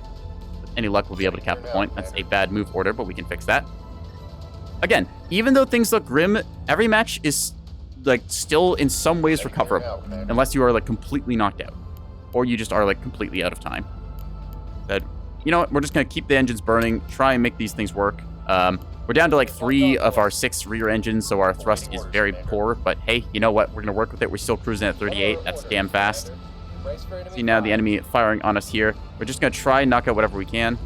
I believe that this ship is in fact hard dead. Yep, you can see magic smoke coming out of it. Signal U is killed. And then we're gonna fire on you in a second. There we go. Bam bam. Let's see. Just a trio of voxels, but they are in the broadside, so we have actually got some favor there. Our guns have just barely managed to load, so we're going to fire every shot that we got at them. That keystone is in fact dead, marking it killed now proper. There we are. Life pod's coming out 30 seconds after it hard died. Making sure our antenna stays fixed. Yep, there we are. See the CL's coming over here, so I'm just going to avoid them, but go in the sort of longer route around here to try and get that A point. It's still fairly close here. Now, you see a lot of our stuff getting damaged. We're just going to try and restore whatever we can, holding on to our guns and drive as best we can. Yeah, we weren't going to win a fight against these, but we did get another kill and cleaning up some of the assets. The ANS should be splitting off their like fleet of 3 here and going after other stuff, but they're trying to stick together to try and use their RPF rounds to clear out whatever mines are left. In this case, only a few of them. This mine in particular just holding up pretty well against the amount of RPF. There's a drive bloom from earlier. I don't know if these bulk freighters got actually knocked out or if it was just a player surrender. They looked like they were still fairly intact from the outside, but of course we can't see the internals, so it's hard to judge. It's now moving at best pace that we can, trying to get over the top there. Order them to fix these main engines because they are the big, importantest ones. These targets are unfortunately a little far away. We can load some AP shells. That way we get a good salvo out guaranteed. We are attempting to zombie down here and kind of doing it. And the goal should just be to get into cover if we can. Yep. This is the case where I am not going to win this fight, but if I keep the enemy occupied instead of doing something else, I'm doing my job. Yeah. Cadence 07 to you too. I recognize that salute. Alright, let's quickly change our heading and roll order, trying to heading our way down to the A point here. We should be able to get over the top here. A bunch of these mines were laid in kind of a funny path, because you can see the mine layer went all along down here and just completely infested this area. I would have liked to see a couple of them like on the underside of the rocks here, but it's possible they just got cleared up or already used. Yeah, it's funny to see this kind of like smile shape made. That we are able to kind of get on target here. We're going to order our fire order to be over this way and hold fire. That way we are pre-aimed in case an enemy shows up somewhere. Gonna quickly order this thing now to dip its altitude. There we go. Again, our ship barely staying alive here, but they are not shooting at us anymore. I think they believe that we are dead, and I am going to correct them on that. Firing on target. Fire on that one. Confirmed. Yeah, that's the one that we can hit. I'm going to attempt to fire some shells here just for spite. Again, keeping their attentions. Ooh. Our reactor is gone. Never mind. I thought those were life pods. Unfortunately, that's active decoys and chaff. Do we have any missiles? Huh. Kind of wondering why they're firing those. Okay, well, either way. Fortunately, yep. For our, well, for what we did there, they immediately fire in return. Again, we're keeping the enemy's attention. Our mass driver is still technically alive up there and firing like one mass driver, I don't know, every 5 minutes or something. But hey, respect it. Standing by. We're making our way towards the A point here at best speed possible. We're going to lock onto you if at all possible. Seeing them now kind of doing the split off thing we were talking about. See if I can't get a good pre-aimed fire order on this guy. There we are. That's outside effective range, Commander. Should be able to actually fire on his track now. There we are. We have a shot. Fire for effect. That's right. When one bulk freighter falls, another shall take its place. The Bandersnatch over here. It's an interesting name. Either way, we are making our way towards the point, going to try and play range if at all possible. Once I cap the point, I should be able to just kind of draw kite them, and with any luck, they will just chase after me and they get mined if I dip down here. So that's kind of the plan I've got going forward. It is a very close game still. We are still in this because they've only gotten 2 caps. They can go and get the B point, but they're just not engaging stuff right now. We're keeping them occupied here, and they have not managed to split off. So we have gun operational on the A point, going to cap that in a second. We have gotten our little eye in the sky tug here going towards the C point, I believe it is. Yeah. So we will 4-cap them in a second here or so. and then it's on them to recover that before the game's over, because time is ticking. Standing by. I don't know how healthy this thing is, but it is spitting some fire in return. That said, we do have, like, still 4 guns operational. So, even though our fire rate is absolutely terrible, because all of our buffing modules have been taken out, we are still capable of shooting gun. Moving. Like, it is still 4 turrets at the end of the day. That will mess up a Vauxhall pretty well if you get some good hits in it. The Mark 64 turrets on top and bottom of this thing are actually surprisingly weak. They have only 20 damage threshold, which means that if you deal 20 more damage to them when they're at their lowest, you will gray out the component, and then they need to burn restores. And Vauxhalls do not typically have a whole lot of those. Awaiting orders, Commander. See, they are unfortunately out of range here. We're still keeping them zeroed in case our guns, manage to reload in time, and then they decide they want to push us. But they've decided, no, they don't want any of it. They're trying to go over there. Standing by. Yeah, we got this. I am confident we have this, chat. We are securing zone Atlas. Heading there Now that we've gotten the point, we can go back to regular thruster mode because we don't need to burn the flank engines. You can see we've taken a lot of this. Unfortunately, yep, that's rough. So I believe our teams accidentally cooked themselves off. When a component is at half or lower health, I believe that the teams can get killed just because it's such a risky area to operate in. So the engines and stuff, they can accidentally die due to like a fuel leak or something there. Or you can just see other things like a component like they're working on, like this thing's super low down. If this takes like an incoming hit, there's just so much destroyed there that it kills off the damage control teams. So unfortunately, any damage suffered now is permanent, so we have to be very careful. But I think we kind of established that earlier on when we just looked at the state of the ship, what it was going to be going through. So still, the mighty busy summer, the ship that lived, it took the B point, and then it made its long trek all the way around the map to the A point. Was I planning that when I deployed over there? Heck no. I was planning a 1-lane fight. I was expecting there to be like a beamstone or something I can contest against. Instead, nope, 3 beamstones charge at me, and we try and clean up the map from it. Awaiting orders, Commander. Quite an interesting game. Moving. So, again, everything that we take now is going to be permanent. We are 8-kilometer range. They are 8-kilometer range. It's going to be seeing who can get the best shot off first. I'm thinking I should probably just play defensively here and force them to like try and move towards me. But at the same time, I do kind of also want to keep their attention and not let them go towards the point. Like I said, we have a 4-cap situation, so we are flying ahead on points right now. The enemy is falling behind heavily. They can get a 2-cap here with the B point, but the question is, how many more mines do they think are here? Because they've seen mines everywhere around the map. So this is the other wonderful thing about mines. Once you start using mines, they operate kind of like beam destroyers, where you just assume that every angle has a beam or a mine watching it. So you're playing very passively and very carefully. See them not trying to limp a single ship over that way. So, kind of curious why they are keeping so many ships here, because a mass driver liner, like, don't get me wrong, it is a threat, but this thing is heavily crippled, and you could probably just take this on with one. So if they're making a tactical error, though, I am not going to stop them. I want to win this game. Here now, Commander. I'm going to take a big sip of water because my voice kind of hurts.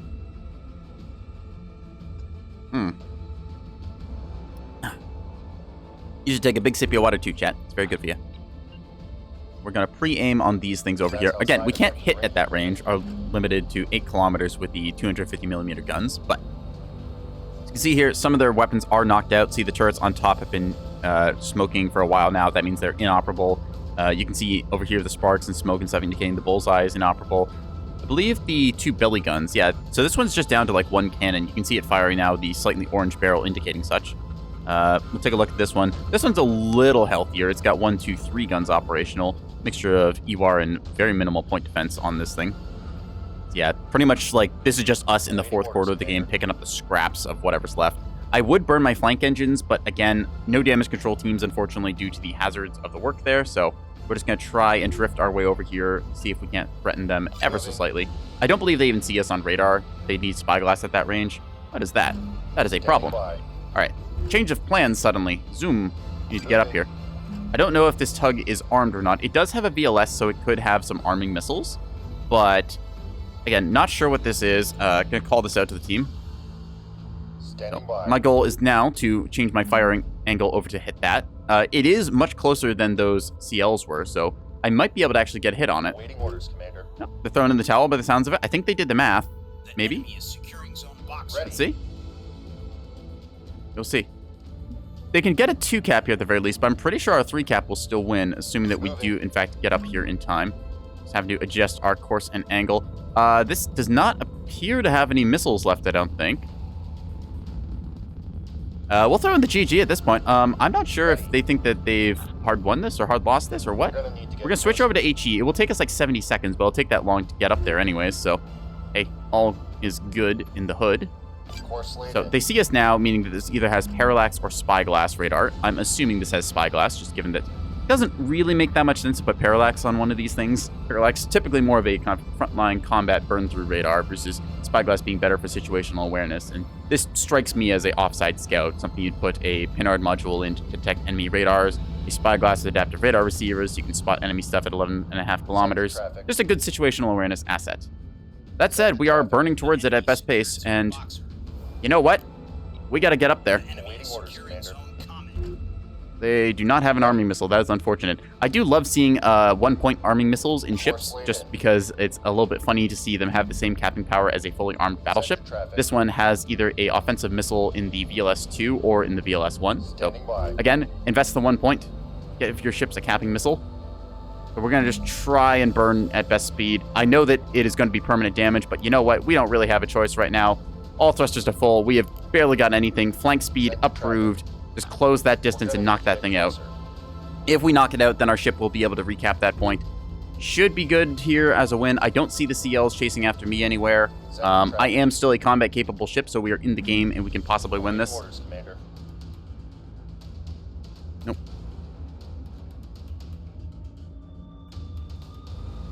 Guess they need a... Ah! Wrong keys. Ready.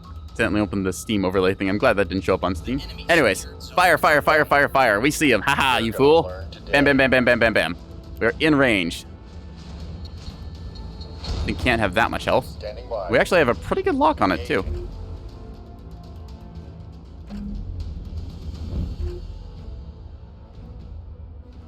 Let's tell Edge here to stay on sea. They're drifting off slightly. This thing should go down here any second. Normally, Rains can't survive very much 250, and we are kind of knocking this thing around. Unfortunately, it is starting to evade us. I'm very surprised they didn't knock out the drives at the CIC with that first barrage, but should be able to keep this thing more or less pinned in here. Let's see. Again, it's very close. If I get a good hit here and I knock this thing out, then our tug can cap this, and that will decide the game, basically. Yeah. So we're just going to see if our guns cycle in time. Gonna be close. It's still a toss-up. Like I said, like, even though they were like, oh, well, we've got like a 4 cap at this point, we're still in this. They have a missile, a riposte. That was the anti-missile missile fired manually at this thing. I don't believe it does any damage because it's a blast fragment warhead instead of a high explosive impact, but it's still funny to see. Awaiting orders, Commander. Come on, cycle the guns, cycle the guns, cycle the guns. I need all the accuracy you can give me. Fire! Fire! Ready. Alright, just stay out of the way, Tug. This is gonna be interesting. Standing by. Bam, bam, bam time. Hope that we don't accidentally friendly fire here, because friendly fire is kind of a thing depending on the shots led. See them trying to dodge out of the way, but unfortunately they're gonna get hit here still. Boop, boop, boop, boop, boop, boop. So it's just up to our gunners to see if they can get a hit or not. Come on. No, I don't think we're gonna make it in time, unfortunately. Damn. If I'd been a little more aware, I would have played more defensively at this point. I thought that our ship here was armed, so unfortunately we are going to probably lose on that fact. Yep, I don't think we can cap in time. Saw the lights go out. Listening for the alarms. Come on. Surely you can't have that much more health.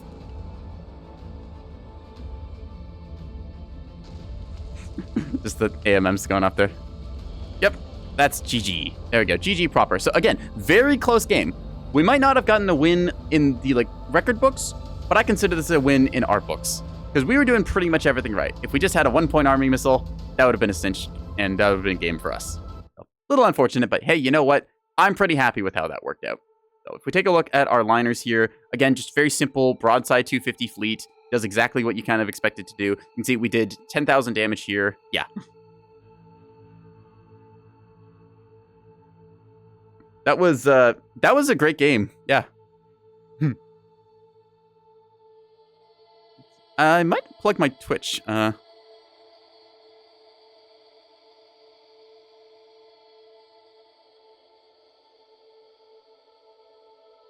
Honestly, just respect to both teams.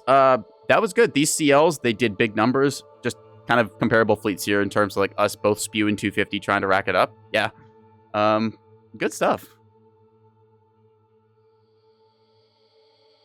Yeah. I need to edit some more Nebulous videos because I've been kind of meaning to get some edited content out there, and I've just not really been sure what to do. So I'm thinking a couple of 5-minute guides, maybe a couple of game highlights, just little bits and pieces here and there.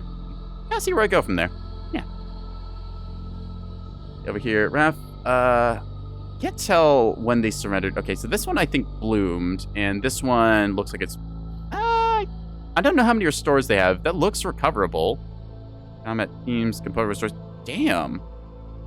Yeah, I think they just tapped out a little too early on this, because you've got 13 restores in this thing, and, like, you haven't even used any. That thing could have lived. And then the double mine layer fleet doing this thing got some mine hits to their credit. A lot of them ended up not getting used, but at the same time, mines are aerial denial assets, so yeah. That was a good game. We're going to take another one of our little 3-minute intermissions there, because I need to get up and stretch and also have myself a little bit of a snack, because that last game has made me a little bit peckish. And yeah, I'm quite happy with how that one played out. That was a very nice, tense, close quarters engagement for most of the game, and we managed to barely limp out like a almost win. Just like 1 or 2 little differences, and we could have had that match. I'm happy. So, anyways, chat, I will see you in 3 minutes. We'll be just hanging out in area number 6, waiting for the lobby to fill up and go from there. Yeah. See ya.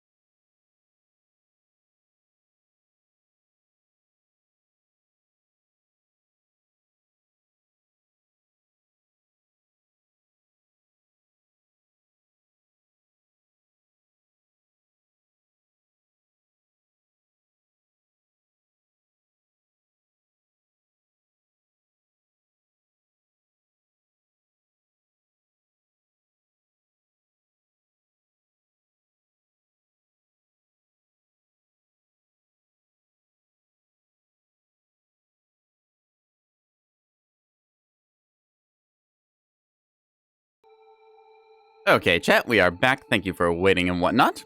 We're just getting another match set up on area official number 6. I'm going to play OSP again because I had a lot of fun with them last game.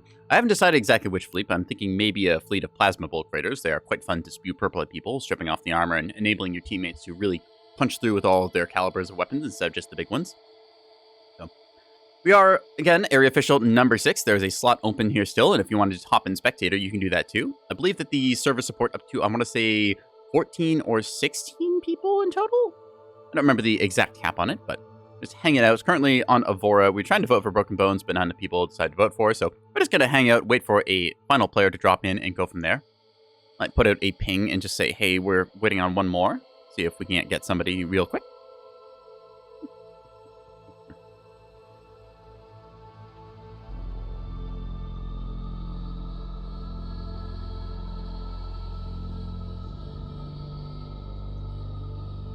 There we go. Sometimes when you message the Discord, you'll get somebody who hops in like in a second or two. They're like, oh boy, an almost full lobby. I will play a game in Nebulous today. Again, if any of you in chat want to pick up the game and play, the lobbies are always open. I'm just kind of one to pop in, pop out of wherever there's players, and sometimes I'll ask to cast a game. Sometimes I'll actually end up playing. I felt like playing quite a bit today, so we're going to be doing a bunch of first-person Nebulousing, and I'll try and explain the thought process and hopefully help y'all understand a bit more of the game, because it is a little bit to take in. Say Nebulous is a niche title is a bit of an understatement. That said, if you like building your own kind of spaceships and toying around with various different sliders and other toys, it is a wonderful title. So we had somebody, a can person, hop in and then unfortunately hop out. So it might be they were just expecting to play ANS and unfortunately don't get it. Might be they just didn't actually get the map they wanted or something along those lines. If you don't get the team you want, you can always ask somebody if they want to swap in that, but...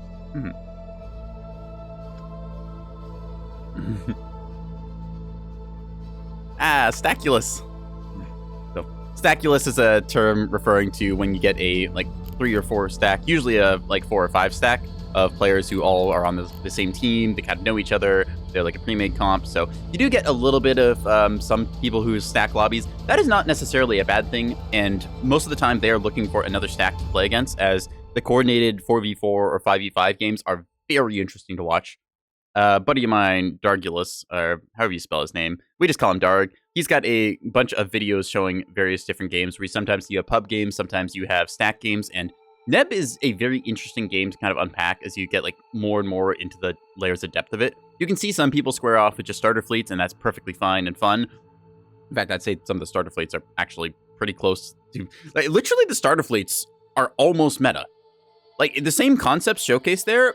You just make 1 or 2 tweaks to adjust for the current state of the game, depending on what the flavor of the month is, and you're pretty much good. So, Task Force Oak still to this day is basically one of the best fleets. It's really funny because it's pretty much everyone's first fleet now. And anyone's like, ooh, starter fleet's not good. But more to my point, Stack v Stack is kind of fun. I might message a few friends to see if I can't get a Stackulous night together, so you can see what a team on comms working together, coordinating, and doing stuff sounds like.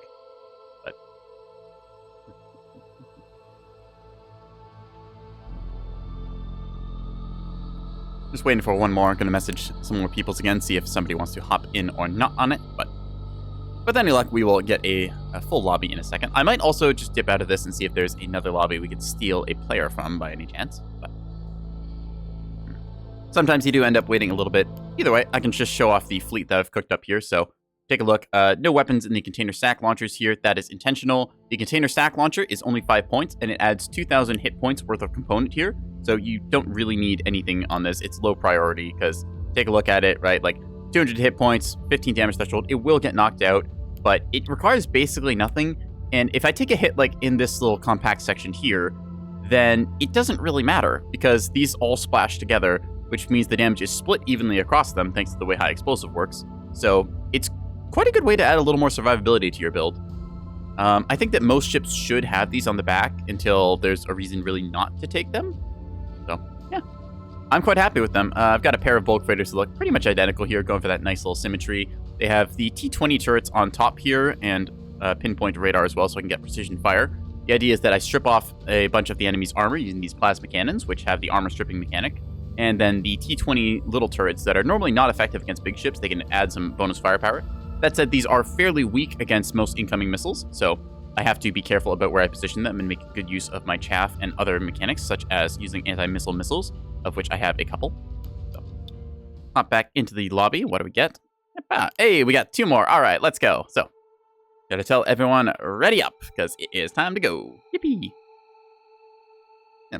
The intention is that if the enemy brings a bunch of capitals, we didn't really see many capitals last game. It was a trio of CLs. We had a beam fleet. We had a bunch of missile support frigates. And then I think there's just kind of a loose collection of assets around the map that I never really saw.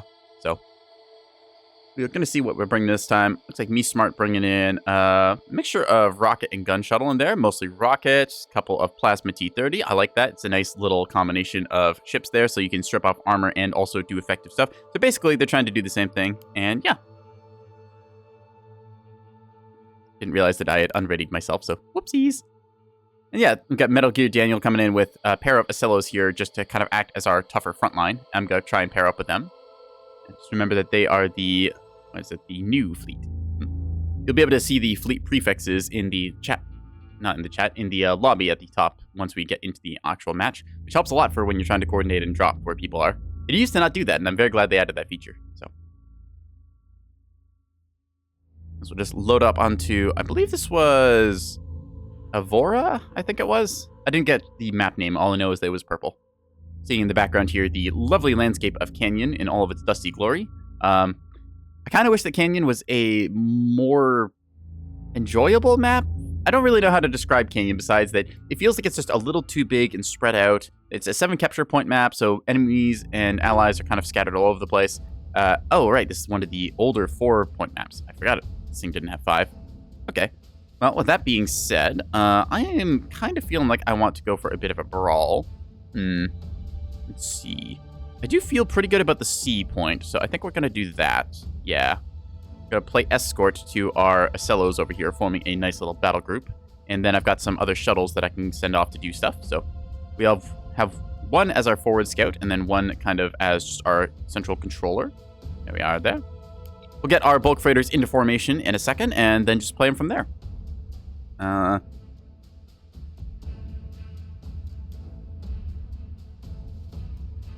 Just communicating my thoughts here. Me and Metal Gear are gonna team up in this lane, try and overpower anything there with our fleets. We have about, I don't know, 5,000 points to throw at them, I'd say, give or take. So we should be able to handle things fairly nicely. Teamwork is the dream work, after all. Our allies will be able to kind of contest the other lane there, but once we've overpowered this side, we should be able to push into the B point and then try and go towards the A or D side. I do encourage stacking one side of a map and then trying to kind of swing from there, forming a sort of NASCAR style. I just find that with maps that have even points like this, if you can get them kind of in a line, then you can easily control your decision on where to push next, as opposed to trying to, say, push either side and then you're like awkwardly trying to hit somebody in the middle.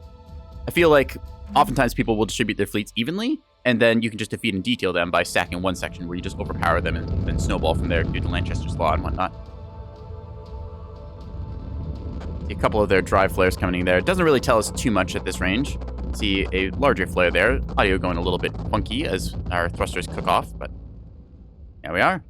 Anyways, we're going to get into the game proper now, so we're going to head forwards. I believe that, yes, unfortunately it does not have a horizontal line. This is one of the older maps before that little thing was discovered. The horizontal line is a interesting story. So normally in the game, when you move next to an asteroid, there's a little orange line across the horizontal plane telling you about your elevation, which is very handy. For the longest time, nobody could make that thing work besides on the official maps, and we just could not figure out why, until eventually one day somebody uploaded a map called Red River, which had a water texture, because as the name would imply, it was a map with a big red river, and then suddenly that line appeared there. We're not entirely sure why it works like that, but now we know if you want to have a horizontal line, you just need to add like a orangey water texture to your map. So, fun little quirks of Neb during its early modding development days, which is why some of these older maps still do not have the horizontal line. Waiting orders, Commander. So, little trivia there for you. Anyways, we're going to dip ourselves down here. Again, it's a little bit harder to see our elevation due to the lack of horizontal plane indicator, but we're still doing perfectly fine. Our plasma freighters moving up forwards. We're going to be trying to stay near these cellos because they provide good point defense with their Aurora point defense turrets. Very good at shooting down the incoming Size 2 and Size 3 hybrid missiles.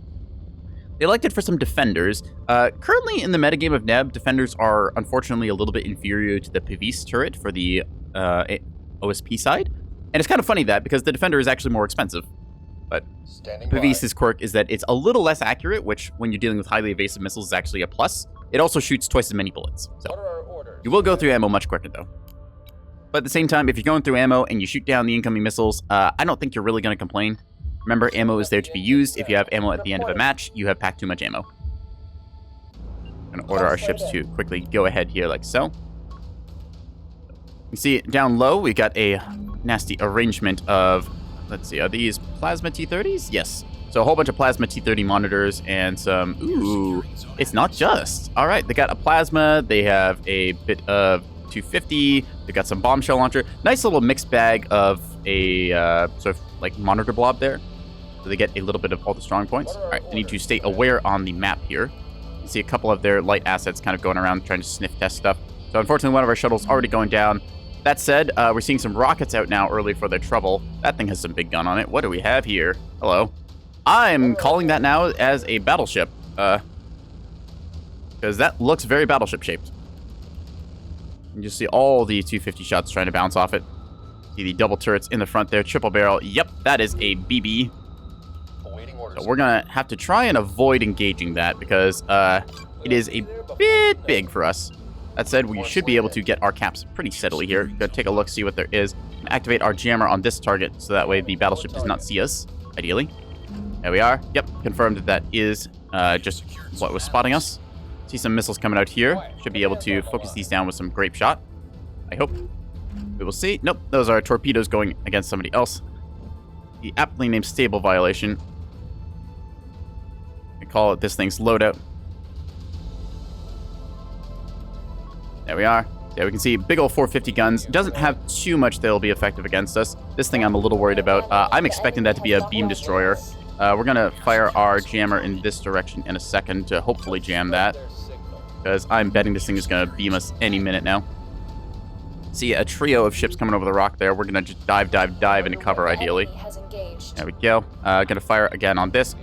So unfortunately, we are taking some hits here. I don't have anything to fix that turret, so that's going to stay down, unfortunately. Gonna try and battle short our jammer here. Make sure that we get this cap. There we go. Now we need to get out of here. Take a look over at our other group here. We've managed to get on point without any congestion. So we're going to just keep moving ourselves up. Order our ships to adjust their heading and such. Because we know this is a battleship and our job as a plasma fleet is to strip off battleship armor. So we're going to try and move up and contest that. So the ANS Death Ball is going pretty strong onto the A point here. We saw that there was a battleship and some escorting ships with it. So we need to kind of adjust our heading and course and make sure that we are able to effectively engage against that. See our ships here now. Unfortunately, kissing the rock a little bit, but that's fine. Need to get ourselves out of here. Just trying to get around this rock and struggling to do so. Just trying to move out. There we go. All right, fleet. Over here, you're going to move up like so. All right, I'm going to change your formation ever so slightly so that way I can able to kind of maneuver you more effectively. Number 5 is alive, and they're going to just go up this way so I can have an asset to watch that angle. I'm not entirely sure what else there might be on the map. We're adjusting our course and heading over here now. The Solomon is very aggressively trying to push around this rock, and we are going to be in position to punish it shortly. I'm going to order my fleet to stand by to engage on that. Going to order the plasma to be readied along with the, let's see. Let's load up the HE. Now, let's load up AP at first. AP I don't think will actually pen. No, AP will not pen. It does not have enough. I just remember the actual values on that. So we're going to just tell them to load up the T-20s either way. They probably won't be loaded with the right ammo in time, but hey, you can dream, right? So battleship is there. It is actually moving backwards as we see. Yep, there we go. 5765 beamstone. There we go. We have confirmed what we initially thought. That is, in fact, a beamstone. Or at least there is a beamstone on the map. That might not be the same track we saw before. Gonna skulk around the outside here with our little shuttles, trying to find a flank route. Yeah, so they're just carving this up. They've got a whole bunch of beamstone. Nasty close quarters map this. So our goal is now to stay at greater than 6 kilometers because the 6 kilometer is the maximum range of a beamstone, such that see them now just torching into our fleet over here. Yeah, unfortunately, pretty much everything in the Lamau tag biting the dust here. ANS heavily stacked this. That's like, I want to say 2 or 3 fleets that they just overpowered the A point with. We did get the cap, but uh-oh, number 4 is getting locked on. You need to jam that immediately now. You would be so kind. I might be able to get a rocket strike out on this. We're going to find out in a second. They have locked us. Let's see if this is going to work or not. They're going to just engage formation like so. Uh-oh. Crap. Okay, the jammer is out. I just realized we have overcooked that. Damn it. Ah, crap. All right, so that's unfortunate. That was a bit of an error on my part. I was not paying attention to my stuff, so oopsies. You're going to lose a shuttle for that. That said, we are able to kind of keep some of our other assets in reserve here. I might be able to get a rocket strike out on that, which is what I really want to do to make it suffer. So he's trying to lock onto us here. We're going to try and maneuver behind this rock and just tuck ourselves into a little alcove, ideally. There we go. And we know it was roughly over here-ish somewhere. I think it was on this rock. I'm going to give a rough attack indicator there. Hopefully my approach will not be seen too much here. They have something that I can't see, which is rather annoying. Got our plasma trained and ready for these Voxels. We're going to just go over the top here in a second to be able to engage well. I'm going to order my fleet to be a little bit more staggered than it is. That way we should be engaging in a flat angle rather than the kind of stack that we've got here. So you can just see they've all deathballed onto the A point. So when the enemy team deathballs, you cap out the rest of the map like this and you're able to get a cap lead. That said, our edge formation here is going to start engaging them and we need to start plasming before they get too rocked on. You know, actually, I might be able to get this battleship as it comes around this corner here. Gonna readjust the formation then once more. Trying to get ourselves about 500-600 meters apart. There we are. See a bloom there, taking, I believe, all the battleship's armor. Yes! BB is stripped. That does our job for us. So that thing's armor basically does not exist anymore, and that is good news for us. Fire plasma on target. Now we can fire some AP rounds as well against these, because we can actually pen. And yeah, you are good to fire, fire, fire. Send rain. I've named these Purple Rain for a good reason, because it looks like it's raining purple. Over here, we're going to be trying to move around and get a shot onto that beam destroyer. There's missiles coming from above here, so we are going to engage our jammers, I think. If we can't, pop these, and then... Oop. Ah, crap, they double struck me. Well played. I did not expect to get double struck there. Huh. Interesting. I have to give them credit. They got me good there. I didn't see those missiles until the last second. I was only able to jam one angle. We're going to be trying to fire whatever shots we can out here. The battleship is down low, but we are going to be engaging this target here. It's pretty stripped out, so we're able to switch over to our HEHC shells, trying to get extreme damage into them.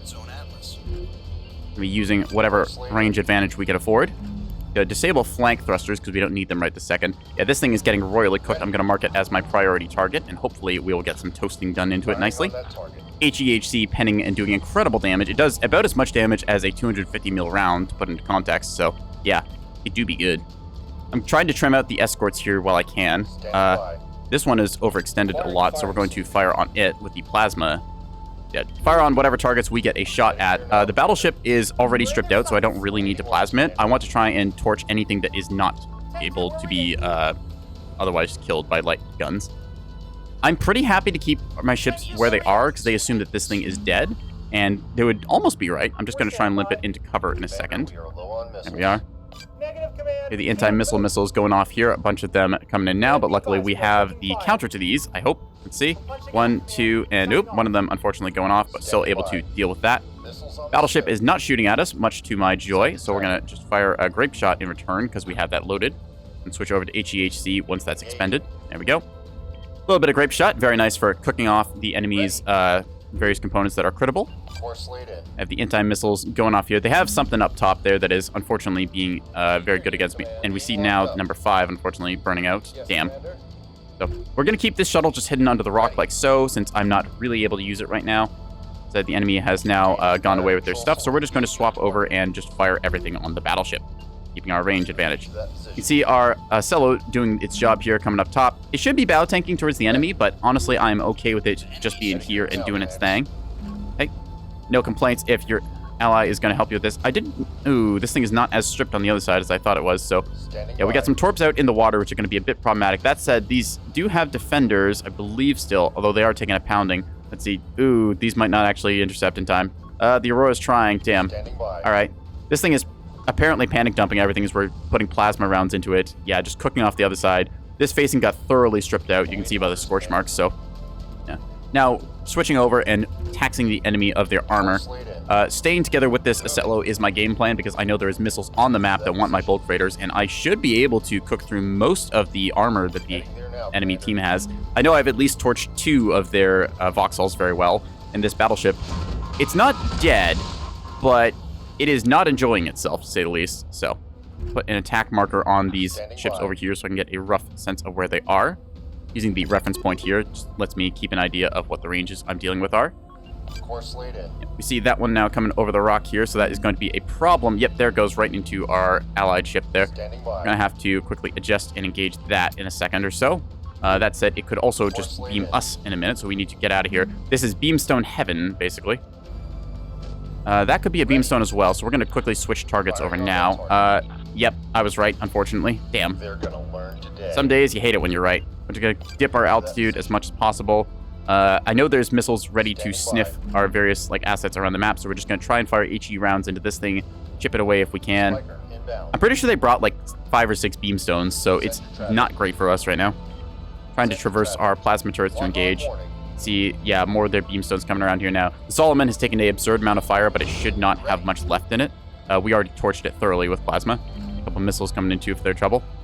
See, so that's some size 3 hybrids. We should be able to get behind the rock here, I think, and with any luck, those will hit rock. Maybe, oop. Radar's off last second. Nope, maybe. Acknowledged.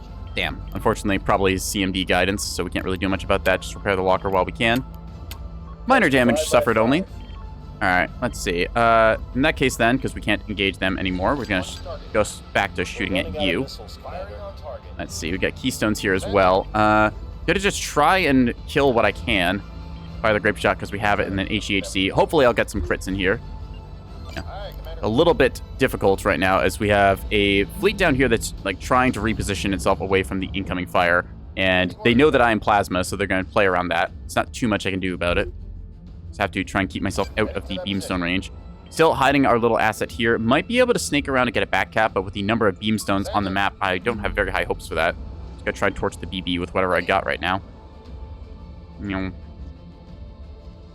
And trying to play range here and use mobility where I can. Our Ocellos, unfortunately, pretty much have bit it. This one has been, it's been torched royally over there. Let's see, try and get a reference marker here so I can see where this attacker is coming from. There we are. Ping that, and I can now get a sense of what I had to deal with. Yep, so knowing that that is going to be coming around this way, I'm already going to pre-aim my guns on it, and then also load up a bunch of HE rounds for good measure. Those coming after our Ocello there. I don't believe those are... No, those are just HEI, but that said, this thing is pretty much toasted, so yeah, we have to make sure we move quickly now. Get out of the way. So I know this thing is coming around thanks to my well-placed asset here, scouting it out, so sucker. Haha. Yes, Commander. Even a mostly dead ship is still able to sometimes get you some value. Actually, this one hasn't really taken a scratch besides the jammer. Send it. Going to cancel the lock order here and here. Hopefully be able to get ourselves bared in time. I'm trying to dip altitude as well, so that way if this thing's trying to bear on me, I'll be able to get a different angle. We're on our way. Being targeted, Commander. And now they're trying to lock onto me, which is rather rude. I am able to fire while I'm doing this, actually, so we'll just spit out a little bit of T20. There we are. This one, unfortunately, not stripped at all, and this one, I don't think so either on this side. Yeah, we only got one facing, unfortunately, the wrong side there, so I'm going to order a quick reload and see if we can't do that. Cancel the T20 fire order.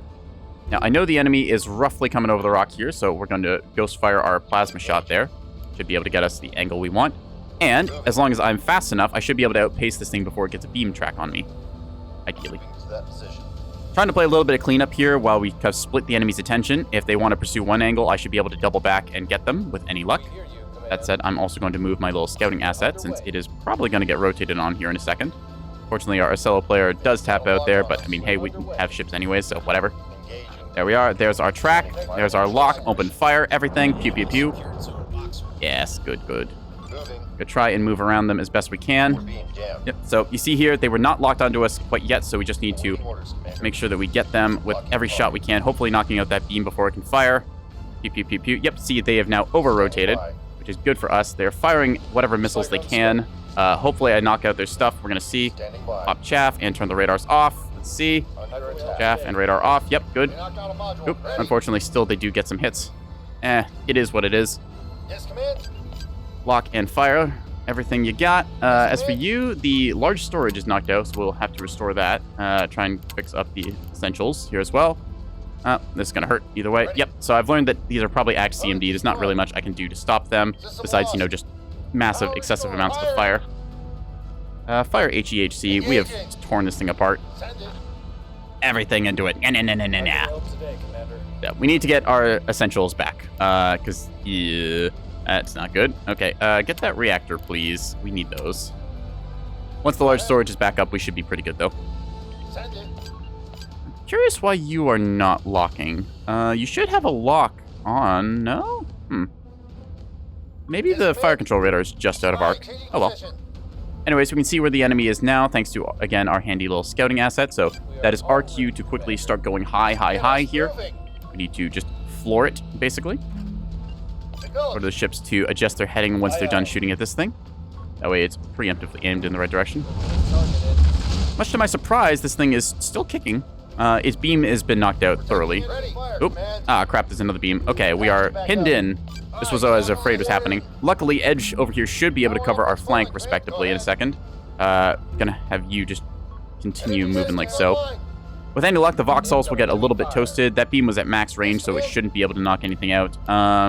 See, in terms of stuff here, we are still able to get a bunch of our systems back up. That reinforced locker bit it, so unfortunate, but hey, we take those.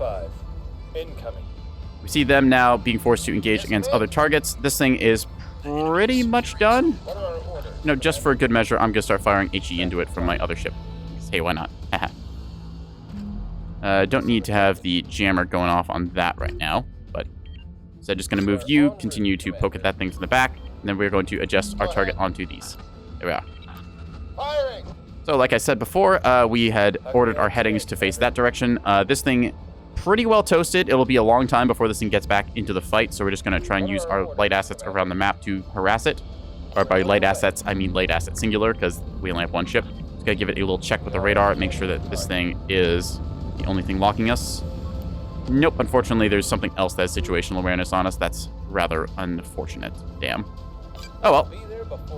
So we're going to do our best to engage onto the fleet that is over there. Just going to cease fire and pull back here. See, beamstones that away, so we're just going to play range here, because I don't think they have very much left that can actually hit us at range. Trying to get my fleet to orient correctly here. And the spectators tapping out there. All right, understandable. Order my fleet to go back ever so slightly and then forwards. Those beamstones have a rock between us and them, so we are pretty good on that regard. See, thruster-wise, we are doing just fine here. All right, how about you? You look toasted. Let us fire HEHC into you. There we are.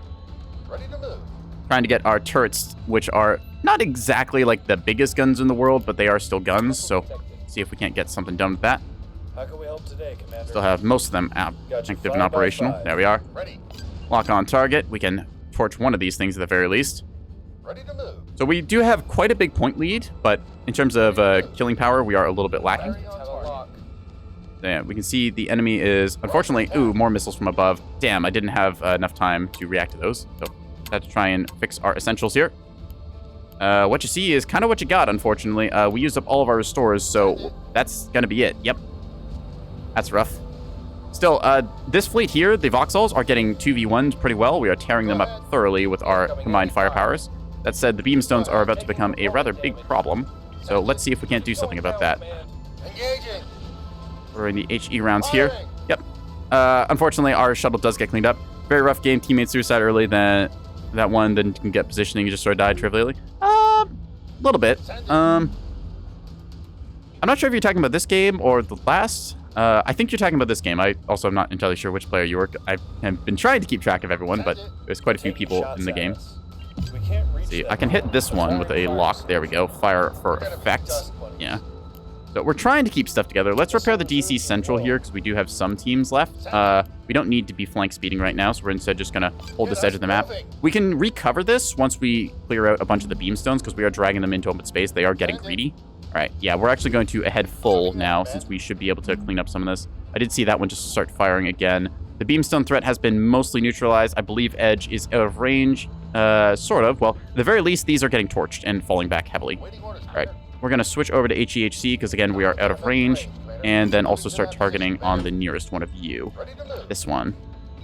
That was the one that we had plasmid earlier, so Can't do that, Commander. just quickly adjusting to what we can actually shoot. I know that there is another beamstone and some missile assets around the map, but I do have quite a bit of killing power with these. Plasma's not the highest direct damage dealer.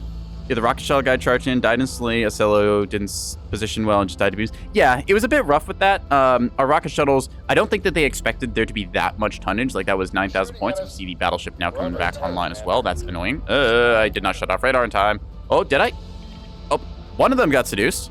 We take those. Cool. Send your traffic. All right, not a lot of damage dealt from that one either. Very good. Opponent destroyed. Yeah, battleship now, unfortunately, is brought back up online. Battleships are able to zombie kind of like bulk freighters do. That said, we're doing pretty well to just torch this thing.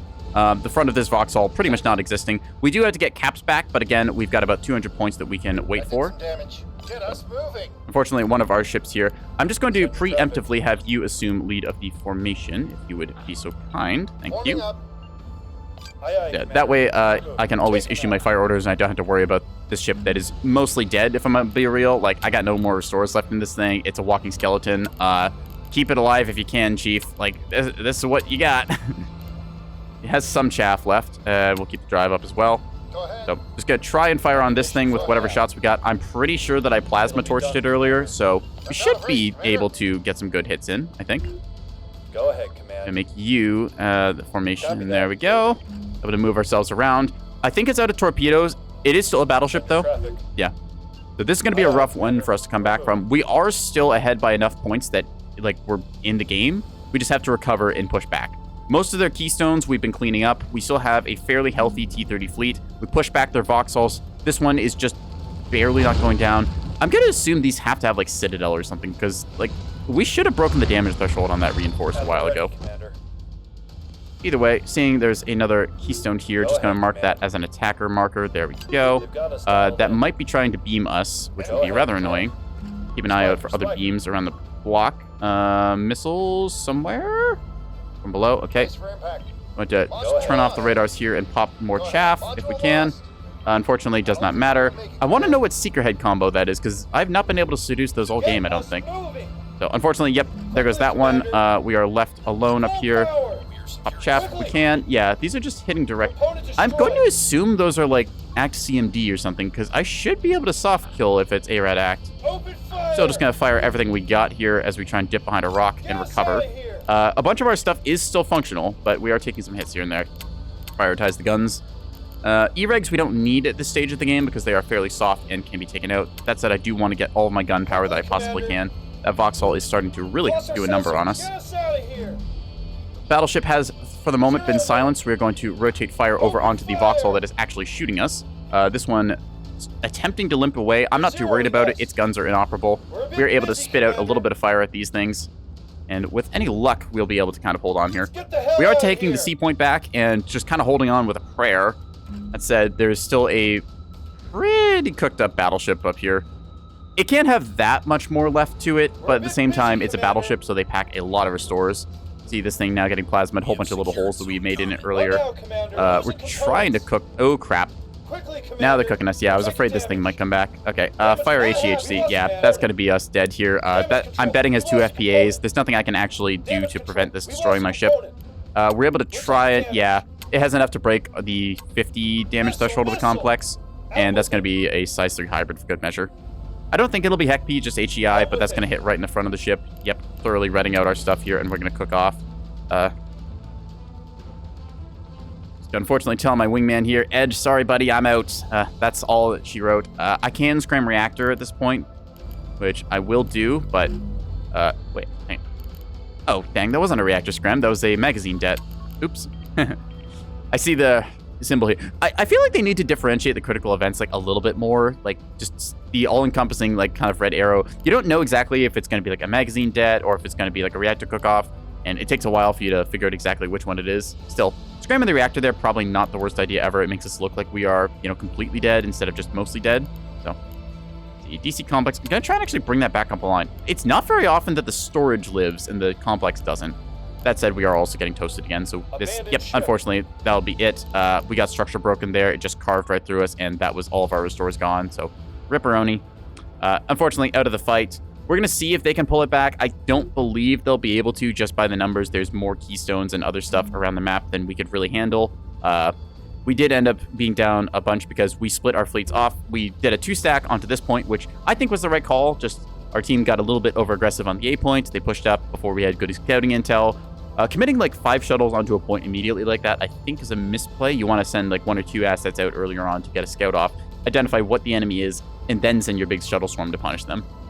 We just lost too fast there. And then the monitors that were tailing behind to try and punish the light assets, they ended up just getting jumped on by beamstones and voxels moving fast. So that's a bit rough. As for the Acellos in the midfield, that was kind of just a snowball effect that went at Pi. I survived because the Acellos were being a nice screen for me, but unfortunately the Acello, it just ended up getting collapsed from all sides by beams, or I think this one was just shot up by a bunch of guns and stuff. Yeah, you can see all the pockmarks across it there. So look at all those little holes it got. Damn. Yeah. It's unfortunate. We made a couple mistakes, so that's just kind of what happens sometimes. We made more mistakes than the enemy did, and they capitalized on it well, deciding to use beamstones and good missile play to shut down various of our light assets. My 4 shuttles got knocked out before I could get a good rocket or gun strike off. So now we're just watching the last of the match kind of get cleaned up here. I'm just going to ask, because we don't really have a shot here. Edge, mind tapping out. Yeah. It's practically 3v4. Yep, 3v4 again. Lanchester's Laws applies. So when you end up with a 3v4 situation like that, then the enemy just has proportionally more firepower than you, and it's very easy to snowball from there. So I'm not one to like complain super saltily because, again, this is public neb lobbies. I'm not playing this like super sweaty tryhard style or anything. I'm here to have fun and to try and learn from my mistakes and stuff. And I'm able to analyze and say, okay, this is what we did. This is what we did wrong. This is what we can do better. And just kind of move on from there. He's been pretty happy about the game. The enemy is securing zone. Microsoft Edgelord being a good sport, holding on to the very end, and we're just going to throw in the GG, so it is what it is. Yeah. Enemy played well. We gave it our all, but unfortunately, we just made a couple mistakes, but we can correct those for next time. I can see Chibi coming in here with, was it 2 beamstones? Yeah, beamstones racking up a huge amount of damage. I think this was one that I torched the front of, but might have died to later. I know I cooked 1 beamstone really well. I'm not sure which one it was, because there was quite a few. Yeah, I'm seeing there was 4 beamstones on the map, so that's nasty surprises. A bunch of missiles here. Ah, that might have been what I got hit by. That'd do it. Huh. Interesting missile combo. You don't usually see a Wake Seeker on a hybrid missile. Huh. Okay. The 3 CLs from Marlowe. One of them just got completely torched and taken out. Yep. Tyr, yep. Acknowledging you. Say, will do. Yeah. What did Tyr have? Paying taxes on that? Yeah, so the battleship here, like I said, the battleship, it got pretty well torched. The drive det, it cooked off a bunch of the armor. My plasma cooked off a bunch more. I was doing my job trying to torch it up there. The Acellos were contributing fire into it. Still, a 3,000 point battleship it does technically survive, so it's quite impressive to see. Tanked like almost 20k damage, dealt about that much in return. Yeah, good show. Bunch of torpedoes out in there as well. Yeah. So beams, very good on this map. I feel like this map is one of the older ones in the game, and that I would really like the horizontal indicator on it for it to get played. It's also a 4-cap map, which plays a little bit strangely. There's not too many 4-point cap maps in the game. I think standard is kind of 5 because most people play pillars, which is, well, pillars is kind of a 2 points to each team, 1 point neutral, which is usually a death ball zone. So yeah, seeing a bunch of beamstone play just really coming to show what you can do with close quarters beamstones and that. I am kind of surprised by this size 2 hybrid. EO explains why I couldn't seduce it with anything. The EO Seeker just doesn't care unless you get a Dazzler on it, but as for the Wake Secondary Seeker, I'm not sure why that's there, honestly. I feel like Wake Secondary is not great for hybrids because, like, by the time your Wake Seeker actually works, like, you're almost past the enemy ship. It's kind of cool to see it turn around, but we're just going to hop out of this lobby, see if there's another one up. Ooh, Nyx's Eye rotated. That's a fun map. Let's go ahead and do that then. Yeah.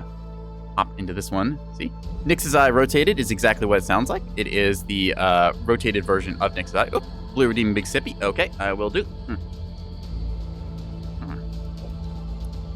While we wait for some players, we're going to just go ahead and take our little bit of an ad break here. So 3-minute intermission and whatnot. I've got one more game left in me today before I have to go at about 8 o'clock my time Eastern. So what do I think about the rotated maps? Okay, I think the rotated maps are really, really good. Especially rotated Caltrop.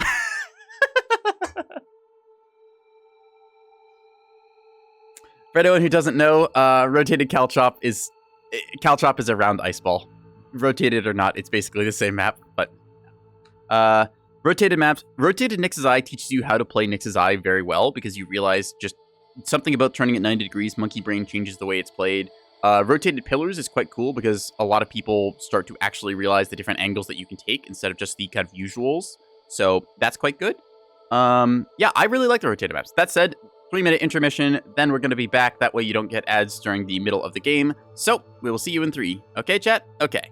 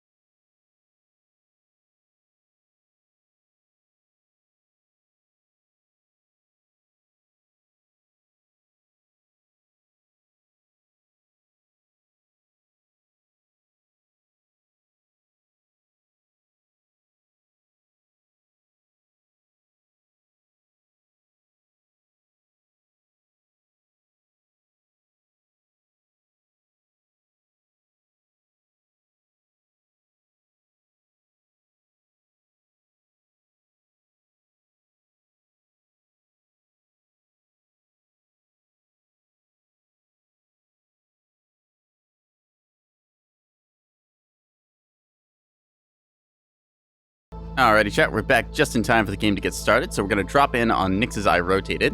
I'm bringing my Centerpiece fleet, which combines a couple of different ideas I've gotten over the kind of hours that I've played Neb. So I'm running a pairing that's very similar to one of the starting fleets, which is a Ocello with a 450 bulk raider. The difference is that instead of relying on a Bloodhound radar, I'm going to be trying to go for more the conventional radar using a bullseye lock on my Ocello, so trying to play around that 9-kilometer range. I've got an electronic warfare package to hopefully soft kill a bunch of missiles. See, we're on Nix's Eye, which is the Nix's Eye map, but rotated 90 degrees, making for this kind of cool halo ring looking thing. And if you look at this now, just like, you realize just how much cover there is kind of scattered all about the map. Like, there is weird angles you can push on here. We're going to be trying to control the sort of A side here, is typical for Nix, so just kind of looking at our deploy side, trying to think how I want to go about doing that. I could just set up on this rock and then try and play commanding fire across various points here, which I feel pretty good about doing. Just kind of setting up myself here-ish. It's me kind of set up there. Bit weird doing the deployment angle thing, but I'm going to set up more or less on this rock and try and control my fire arcs on the A point and then try and see if I can't threaten the D and C points since I expect a bunch of enemies to be there. We'll do just that. The Eager Icky is our electronic warfare shuttle. Kind of a weird deployment here. I feel like the circle might be a little bit off-center, but... Let's see? Odd. Either way, just got to set up this, and we have 2 little scouting shuttles that we can send off to grab points, so we will do just that. Sending one of them to E. Yeah. Essentially, it's a fleet of about 2 or 3 ships. It's quite easy to play. You get the Shield of Kadi here along the Ironside Pancake. Just got names that I came up with because I thought they sounded good, and also because they may have been randomly generated and tweaked. So these 3 ships will play together. I'll have electronic warfare, so I can soft kill most missiles, and anything I can't soft kill, I've got the very good defensive attributes of the Ocello to tank those with. Then the Ironside Pancake is able to bring its guns to bear. I do like the kind of pairing of an Ocello with a bulk freighter as a centerpiece to your fleet because the Ocello has a lot of little things going for it. I think that oftentimes the Ocello is underrated and underappreciated in the greater metagame of the OSP side, and I'm doing something weird with it too, where I'm putting a railgun turret on it.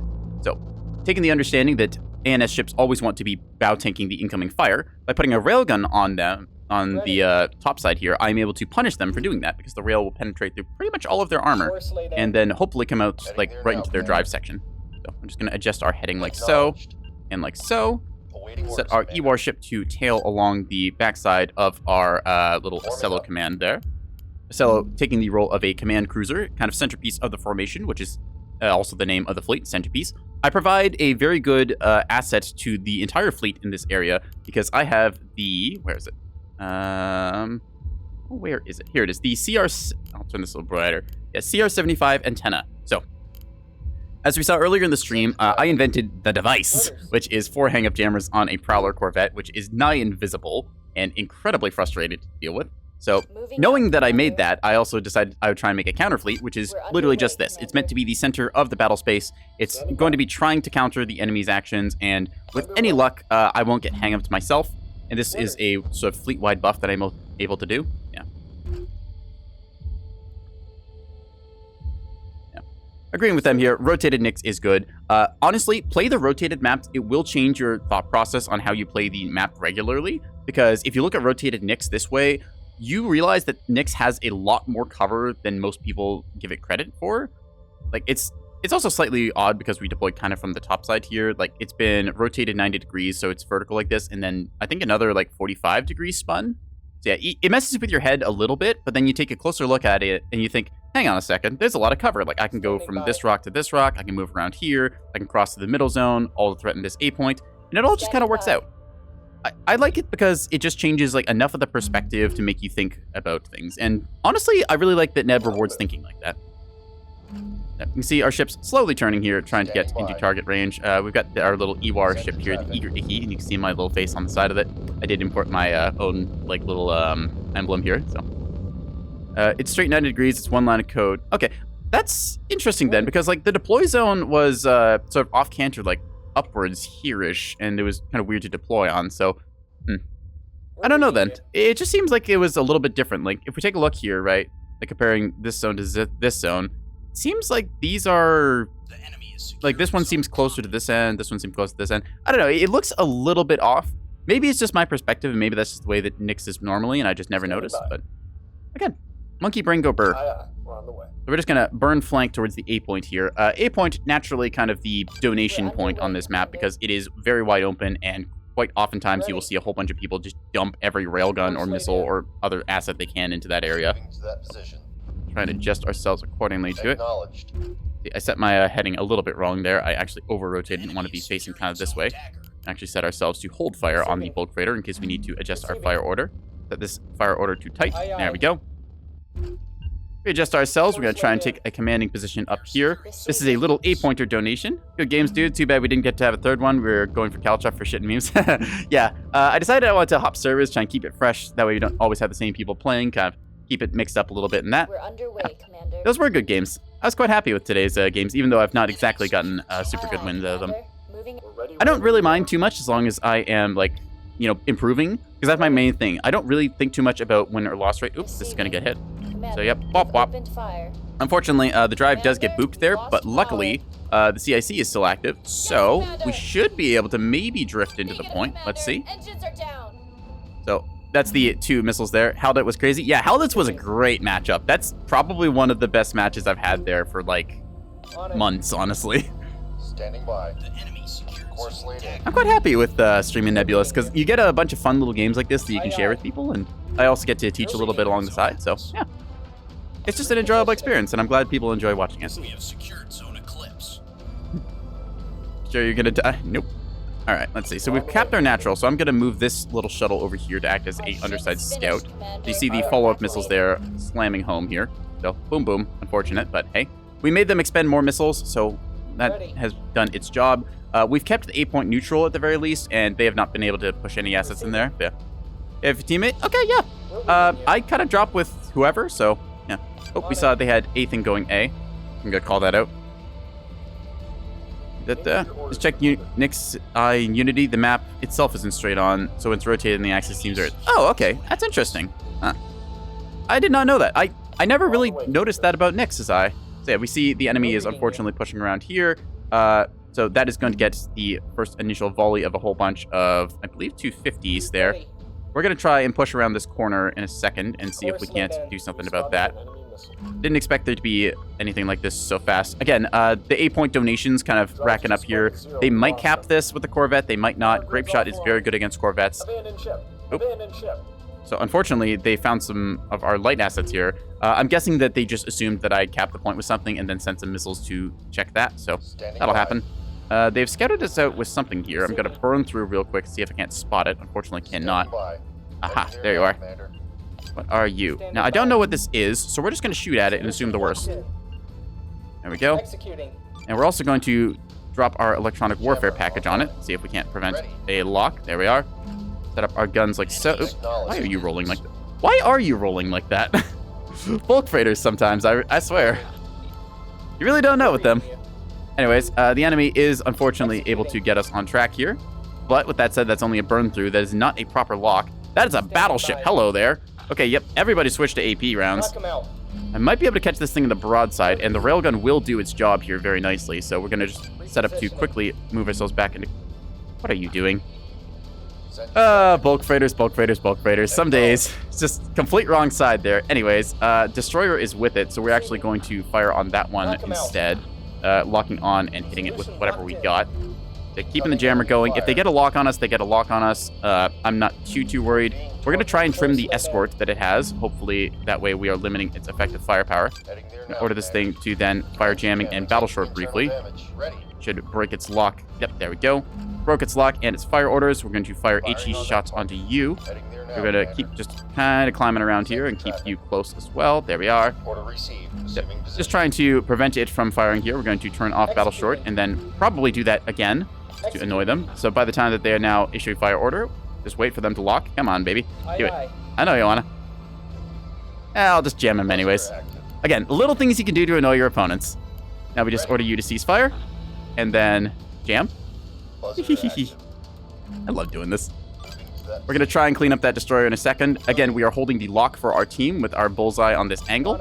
I'm trying to get some gunshots into it. We'll switch our lock over to the battleship, actually, and start firing rounds in. We should... Nope. Never mind. I want to keep that lock in a second here if I can. There we are. Should give us some very accurate fire. Now we're going to have you cease fire. There we are. Actually, I meant to do that on only just one. There we are. Yeah, we're playing a little command combo here. Yep, so we see now they are going after us. We are going to fire electronic warfare on them. Yep, just Ewar, Ko, Burr. Oop, that's the wrong one. There we are. And battle short and break the lock. I love doing this. Gotta get out of here, Blue. Okay, taking boss friend out for Hearts Day. Have a good one. Oh, yeah. I salute you, fellow Blue. You have a good one, too. Anyways, this Keystone Destroyer should be pretty well toasted in a second, so see. I'm gonna have you just keep doing your thing. Have you move up a little bit there. Again, fire electronic warfare and battle short, break lock. I love doing this. I know this is infuriating on the other side. I've had this done to me, and it's really funny to see. Yep, get jammed. Then we're just gonna have you cancel your fire orders. And that. Cancel battle short. Yep, there we go again, and we're gonna have you jammed. I love doing this. There are times where it is really funny to be a goober because you know that you're taxing the enemy's APM doing it. This is one of those times. I probably shouldn't be this cheeky about it, but like, how can you not be, right? I mean, Roger that. all right, cancel battle short. There we go. Yep, got your jam orders in a second here. We'll just keep that locked on. That way I can just flick the battle short if I need to. Online. This keystone should go down shortly. I can't imagine this thing has much left. It just hasn't popped life pods. Yeah, just enough of the enemy assets have been trimmed here. That's at least like 500 points worth of ship that I'm betting is with it. Should pop life pods any second now. Gonna switch over to the battleship instead with all of our assets like so. Trying to hit it in the side here. Ready. I believe that it's broadsiding, maybe? Question mark? Hard to say. Either way, they made a pretty aggressive push here and are going to suffer for it. Yep, this thing is confirmed dead. We see the life pods coming out. Little keck W face on the side. Yep. Laughing all the way to the bank as it eats some missiles for good measure. Now we are going to be moving around this flank, threatening this battleship here. There's not too much they can really do to stop us here. So, yeah, we're just going to load AP at the last second. Oop, dang it. Unfortunately, one of them does manage to load correctly. Now, Commander. Still going to pulse our jammers on it briefly. There we are. Yep, that will break its fire order on us, so we'll turn off battle short again, and then just have you cease fire. There we go. Again, forcing them to reissue fire order, and then we're going to do it again. Ready. Oh, it's so annoying to play against this, and I'm so glad I can do it. Understood. Gonna have ourselves move along like so. They are able to burn through and see us, but still. They can't get a good bullseye lock, which is the important part, and with the mass driver that we're firing every once in a while. Ooh, our chaff launcher is out, and so is our intent. Okay, we're actually gonna burn some of our resources to get these back. The CR-10 antenna is important because even though we have the CR-75, it is in the bow of the ship, and that is a important area to tank fire with. So, gonna fire whatever we got here. Moving to that position. Again, just a pretty simple combo here. We're just holding the enemy back. They do push up, but that battleship took a lot for it, and we also got ourselves a destroyer. So we just need to secure some more caps now. The rest of our fleet is kind of moving around. You see they have another battleship here, which we're going to mark as priority, so that way we know which one is the biggest threat here. Ooh, we are taking some incoming fire from above. Hello, you. Let us see if we can't do something about that. Fire jammers in that direction. Buzzer active. You. Gonna be short, and then you're going to move off to the side like so. You are going to change your firing angle. Standing by. I don't know exactly what that is, but I am not enjoying that incoming fire, so I need to re-engage a different target now. With any luck, we'll be able to break their target on us. Yeah, AP fire coming in, unfortunately. That is going to hurt. That would probably explain, actually, what had taken out our broadside there so well. Oof. Try and fix that DC locker as well. Get the reactor and railgun fixed. There we are. Target is acquired. Fire on for effect. We'll get it done. I'm going to fire our guns at that as well. Acknowledged. Now, I'm going to try and trick them here with a little shuttle decoy. Yeah, they should think that this is real and hopefully send missiles. Brace for impact. Probably just a silly angle. That's Missile 2 fine, good enough. clear. Anyways, I don't know what you are, but I'm not liking you, so please stop. Thank you. That said, we are effectively jamming them. We are burning the jammers ever so slightly here, so we are going to have to shut that down in a second. Locked on. Yeah, that's a heavy cruiser. Okay. Reading you. Either way, it is about to eat the combined firepower of our fleet once we get ourselves reoriented here. Aye, aye. See our bulk freighter taking a couple hits here. Unfortunately, we do lose a gun plotting center, and I do want that gun plotting center because the gun plotting increases our accuracy very much. Receiving. We're pushing back that Axford now, realizing that it has overextended itself. It tried to get a really good flank maneuver there, which it, to its credit, did, but now we are retaliating with a bunch of 450 that it is not going to enjoy. Receiving. The addition of the railgun, if it can finally bear onto targets, it's just trying to counteract the rotation that we're doing here. The railgun will make it so this thing's bow tanking is heavily impeded. See a bunch of our allies here also coming up and providing fire support. So again, we're doing a nice little two-pronged attack here. We're able to keep the enemy kind of pinned in here. The Solomon was pushed back. This Axford is eating a whole bunch of incoming fire. We are keeping our lock on it, as long as we can anyway. It's going to start moving up the rock here so I can get closer, trying to keep that range advantage. See, there's still a bunch of fire coming from different points around the map. See Microsoft Edge moving around here, trying to go for their D point. We can see they have some offside assets here, which I did not see earlier. That is a problem. That is going to be interesting and spicy. Okay, yep. System operational. Battle short on. Target priority. There we go. Yeah, try me, buddy. Okay, that is a little Corvette that could. That's rather annoying. I don't really have anything I can do against that, unfortunately. Aye, aye. They're out of my radar range now, so best we can do is just try and jam that Corvette and hopefully, yep, There we go. Thank you, teammates. Yeah, Hardly over here doing a great job hitting the stuff that I cannot. Grape Shot, very effective against Corvettes. They're going to clean this up, and we're able to keep our 450 fire going here strong. Want to make sure I don't accidentally torch these jammers. Have to be aware of the situation in that. All right, let's take a look. So, guns kind of oriented upwards here. Just going to order the reload in case they had spent any ammo. That way they are set and ready to go. Yep, a bunch of incoming missiles here. Going to order these ones to be jammed best I can. I do have my golf ball jammer on, so these CMDs will just fly off somewhere else. Yep, there you go. Zoom goes the golf ball. This is the other benefit of having an Acello. You get the super soft kill package. I'm just going to order the ceasing of fire here real quick. This thing should be pretty well toasted. I don't think there's anything really left in it. See, this ship going to cool down its jammers a little bit. The Ironside Pancake took a couple of hits. We're just going to put out the fire in the berthing and then get us back under control. You can see the A point here, a bit of a mess. Yeah, you can see the decoy container we sent out. They do have a clipper on here. Just gotta call this one out. There we are. Let's see. What are you firing at? What are you firing at, actually? They're trying to hit the, I see now. Alright, that makes sense. Anyways, gotta keep our fleet together in formation. We know that there's that Axford up there, but we messed it up something fierce. I think we're instead going to try and engage the battleship once more. Or rotate ourselves like so. Roger that. Go. Lock onto the target in a second. Gonna have you hold your fire. Actually, I might be able to send a little distraction here. We're gonna do the same trick, except this time we are going to try and see if we can't get it to go back towards their C point, make them think that we are trying to threaten a back cap here. Could cause the enemy to make a misplay. And again, decoys are dirt cheap, so if you want to mess them up good, mess them up good. See this thing, heavily crippled. Its weapon systems are out. Yeah. It's only got torpedoes, and I have the tools to soft kill all of those, so I feel pretty confident about it. We're instead going to lock on a target here and start firing everything we got. Standing by.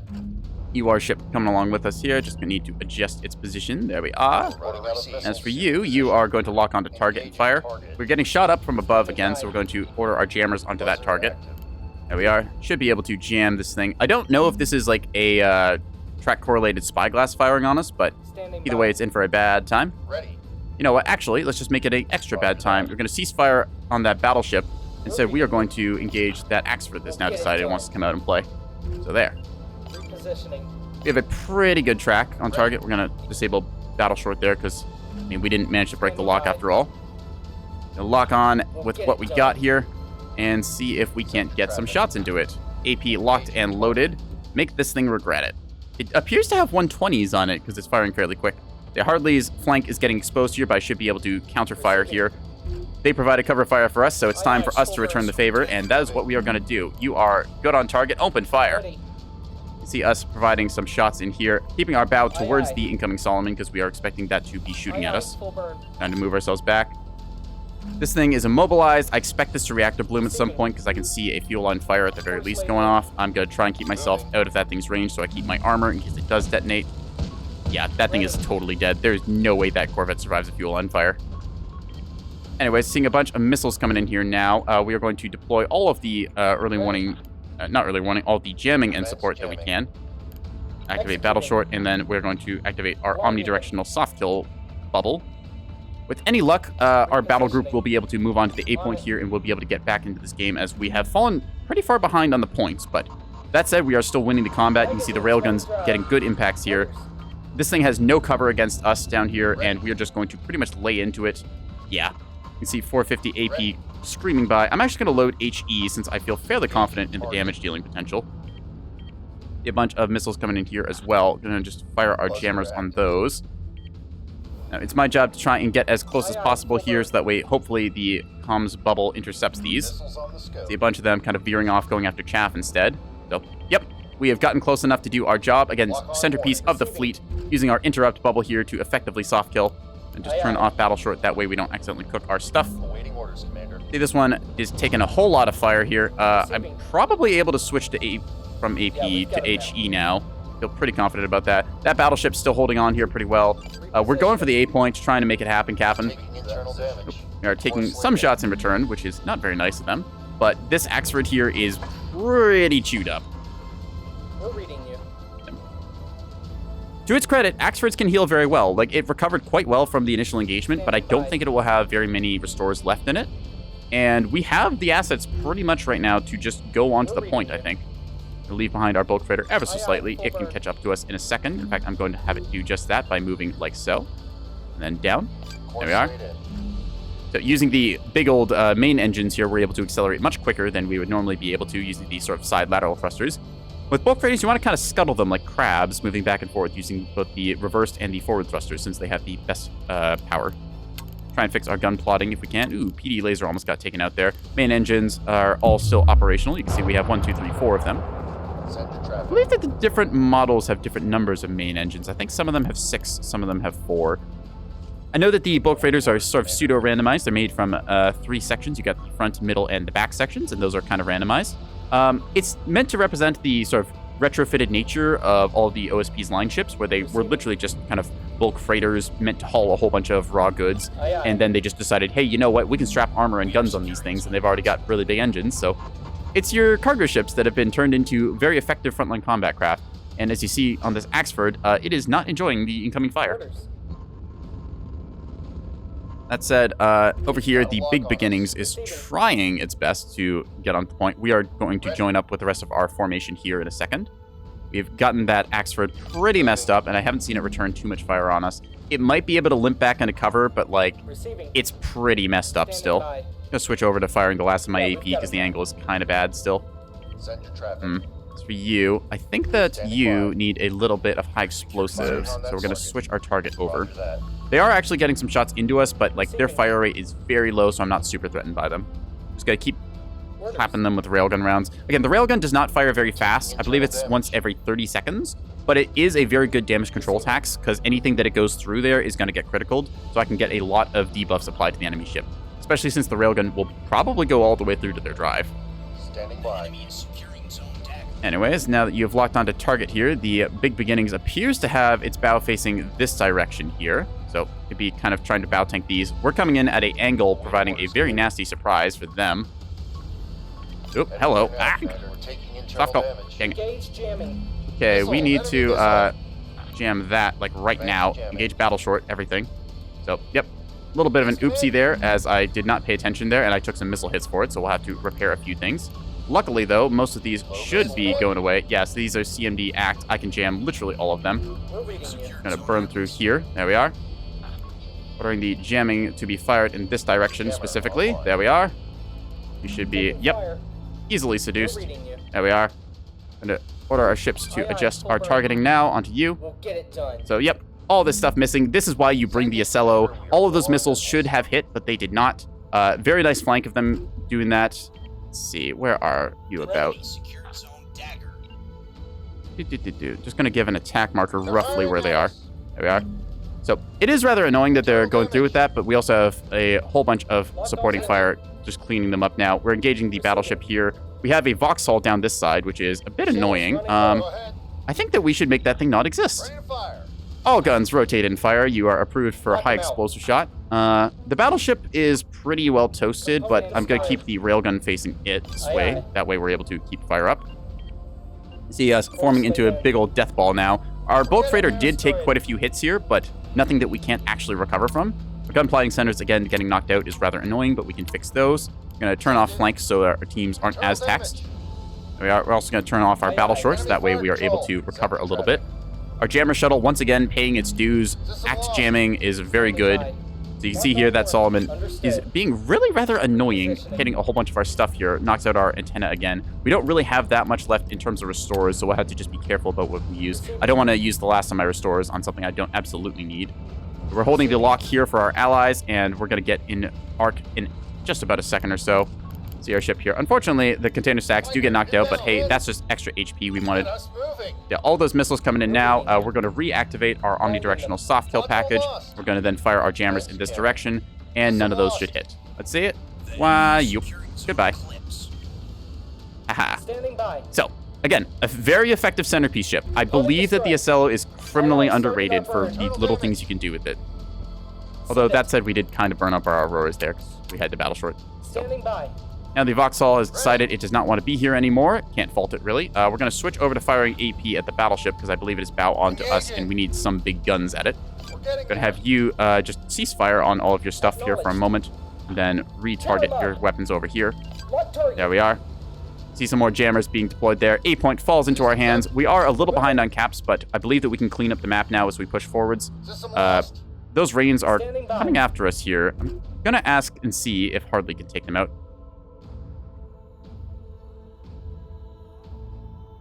I believe that they fired all their payload, but with that said, we are still taking a little bit... curse you, you're back. All right, we need to engage that Axford up top instead and try and hold this flank. We're going to make sure that the A point does not fall under enemy hands. You see these Rains trying to dive down and cap that point. We are fairly behind on caps, which has been a bit of our problem. We are ahead militarily, I will say, because we have cleared a lot of the enemy assets, but we just need to kind of try and recover and get all of our stuff together. Let's see, what do I absolutely need on you? Well, we need to fix that. I love the gun plotting, because the gun plotting means we can actually hit something. All right, we're just going to go ahead and sit on the point kind of now. They're providing a lock, and it's really rather annoying the kind of angle they've gotten us into here. I'm not quite able to see them. I'm not sure why that thing peeks in and out. That's odd. Is it? Oh, we lost both antennas. All right, we need to fix that antenna then. So, yeah, rather unfortunate that. CR75 is quite good. We have not been hung up, so there is some merit to fixing the CR10. It might be a little safer, but... yeah, I think I am actually going to have to go for the CR10 safety here. We're just going to have to bow tank the incoming fire and deal with it there. Yeah. That said, this battleship is eating every shot on the block. 450 AP, not that great against a battleship, surprisingly, because it actually only goes about like a third of the way into it, because battleships are just so long and dense and armored. Here are a bunch of our systems, unfortunately, getting hit from all sides here as we're just trying to hold the point here. We're probably going to lose on caps here unless we get something done soon. D point could be taken, but E point is now being threatened as well by other assets. We're getting hit from multiple angles here, so I need to quickly change my angle of attack over to you. There we go. Try and change anything you got. Yeah, unfortunately, that Axford coming back with a vengeance did not like what we did to it earlier, so try and recover here if we can. Oop, that's the heading command, not the roll command. I want the roll command, please. Thank you. So, go see if we can't get any of our stuff to lock onto that. There we go. Unfortunately, again, the antenna is out, and I didn't pay enough attention. I did not realize that we did not have the full setup. Yeah. Despite the way this thing looks, it's still fairly operational. That DC lock is not important. We don't need it right now. Just keep the guns and reactor and stuff fixed. We'll be good. I don't believe that our radar's still operational. Okay, can we get that antenna up in a second? Once we do, then we will have a fireable track. Come on, baby, give me that antenna. Come on, any second now. Any second. There you are. Fire, fire, fire. Alright, changing position. Again, we are winning militarily, but losing on caps and stuff, so this is a bit of the downside of our death falling. They cleaned up very well earlier on against us, so need to now try and go this. Yeah. Moving there now. So, in this case, our cap power was very heavily taxed in the early game because we had to sacrifice one of our ships to the A point, and then the other one got cleaned up by their good missile scouting and stuff. A bunch of our stuff kind of around the battle space suffered. We just had a good old shootout here, so unfortunately we do lose on the cap game as battleships from the front are pretty much unkillable. I feel like 450 AP needs a little bit of something just so it can actually break through, because there's a certain point where you just shot so much of the AP rounds into the front of a battleship, it feels a little bit silly that it's not taking more damage, you know? Send it. I think you can technically structure break them, but it takes a while. See if we can't move ourselves up a little bit more here. Lock on warning. Trying to get this Axford here if we can. Oh, why are you rolling like that? That's odd. Okay. Are you okay? Yes, command. All right. We are not okay. That is all of our restores gone. That's unfortunate. So, this is just going to sit on the A point. I don't believe we are going to win this one, unfortunately, as we did, unfortunately, give up a little too much of our capping power. That battleship is not really a threat to us right now, so we're going to instead start bow tanking on this.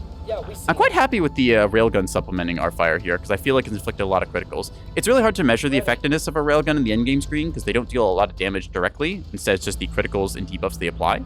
Oop, we have missiles inbound. Those are not going after us, unfortunately, because I could definitely shoot those down. Still, we did very well with our missile screening, and I felt like we were doing the right things. We just, unfortunately, lost a little bit on the strategic side. We did not have enough assets starting to threaten enemy caps here, so, yeah. You can have satisfying gunfights like this, though. They've locked on. Yeah. Although it is rather sad right now, because our mighty Ironside Pancake can't really do anything anymore. It's just relegated to capping duty. It does still have guns, but we can't really restore anything. Bad. Wait, actually, hang on a second. Impact.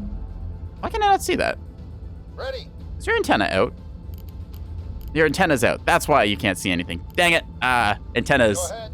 I was just going on about how good antennas are, and as it turns out, yeah, you do kind of need them. Course So laid in. we're just going to have the mighty pancake just try and set itself up on a point here. I'm not sure why you're... Oh, that's why... that's why you're not listening to your roll commands and stuff. You had a shuttle, like, stuck on your... I didn't notice that until now. That's really funny. I was wondering why that was rolling so funny. Send it. Well, that makes more sense now. Now you're obeying your roll commands. Yippee. We're reading you. That said, a little bit of fire here. Note when you said ahead military, you're extremely far behind military and had full 4 fleets of power and OSP 2 4 fleets. Now, I'm talking about the fight that we were having there. We were holding the enemy back and keeping them back there. If we had capping assets, then it's more so about where do you keep your enemies in the military sense. Like, there was an Axford up here that was not involved with the battle, so we were keeping that thing warded off. We were keeping the CL warded off and the battleship warded off. I'm not talking about, like, us knocking out the entire, what's it called? The entire, like, enemy fleet and stuff. It's more so just trying to keep them away from our assets militarily, rather than, like, trying to actually kill anything. Because I'm not expecting to win a flat kill fight there without having a whole bunch of plasma. So, you can see the battleship here, again, pretty messed up, but at a certain point, it just stops dealing damage to it, which is rather annoying, so, yeah.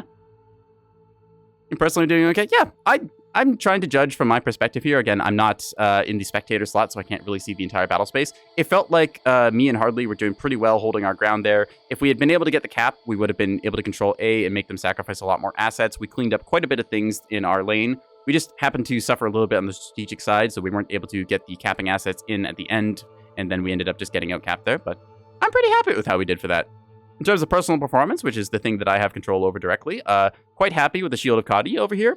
It's about 1,500 points worth of a cello. It does the job decently well. I should have paid a little more attention to my damage control board and repaired the antenna and stuff sooner, but able to provide the support for another fleet of bulk freighters. We did pretty well in terms of OSP frontlining there. Yeah. I like to think if there was any hangups, then my CR75 was able to counteract that pretty well. Not the highest damage numbers, of course. You can pull really huge damage numbers doing the whole Plasma T30 combo and whatnot, but I'm pretty satisfied with how we did for 450. Yeah. Of course, our little scouting assets do get cleaned up, and then there was the Eager Icky, which unfortunately did a little bit of ramming damage against us, so... Oh, hey, Crystal, we were just about to end off stream this. Yeah, I think that's going to be my last one for today. I don't, unfortunately, have any more time, even though I would like to keep playing. I've got to go and do some events with friends that I had pre-planned and whatnot, so... Instead, I'm going to pass you off to somebody else. We're going to see who is live and whatnot. Yeah, ANS team, they played well. They had a bunch of good assets around the outside. You see a whole bunch of these little torpedo sprinters and stuff showing up and being a big old pain. Which one? I think this was the one that tried to charge us and ended up just dying. So yeah, you see a bunch of CMD missile seeker types for direct seeking. That's why I love the Acello versus E70 golf ball jammer. Very good at soft killing those targets. You see a couple of scouting assets here. I believe this is just a spyglass frigate, yes. Spyglass, and then just a couple of little things along with a little Vauxhall here that was threatening our flank, I'm pretty sure. We warded that thing off pretty well. They had 2 battleships, which is a feisty front line. If you don't have the tools to kill battleships, you have to figure out how to win without killing them. Battleships are, to their credit, quite tough from the front. Personally, not a huge fan of the battleship. I just think it's a little too much to like sink into one hull. Because you look at this, it's like this is like 5/6 of your entire combat power put into one ship. I like to distribute a little more evenly. This is why I'm a fan of 1,500 point Axford pairs. That's about what I'd kind of expect to put into a ship. There's, of course, the exception to the rule, which is, container liner, because container liner, you kind of throw 3,000 points into it because you're really getting like 4,000 points value worth of missiles out of it, but that's besides the point. Yeah. ANS team, they did well. They had a bunch of little scouting assets around the place, which threw a whole bunch of missiles. I think this was the stuff that flew at us. A bunch of these got soft killed by the looks of it. I want to say, yeah, Memphis was up top with their Axford that we chewed up pretty well in exchange fire. And then these were just the support assets that tried to rain down on us, but we warded out. So, anyways, I'm pretty happy with how that game went. So we're going to go ahead and find someone to raid now, chat. So I'm just going to quickly mute audio here so I don't accidentally deafen you when I open up Twitch and see who's live. Yeah. Let's see. Who is doing stuff? Ooh, hey, we're going to keep the spaceship game going. Doc Vivi, who also plays Nebulous, she's currently playing Homeworld. So we're going to go ahead and raid her. If you want to, you can follow my channel for more Nebulous nonsense. We should be playing this again, I want to say Friday with Vivi is when she plans to do her thing, so I try and stop in for that. Always fun to do Nebulous with friends. I've got a couple ideas for some tutorial videos I've been talking about, and I hope to throw together, so you can follow my Twitch to see me do live stuff. I've got a YouTube channel and a Twitter. So Twitter is some occasional funny things I post or silly interactions, notifications when I go live and that schedule stuff. And my YouTube, I should start uploading some stuff to soon, TM. But in the meantime, go tell Vivi I said hello. Thank you for tuning in to my Neb stream. I'll catch you next time. Bye!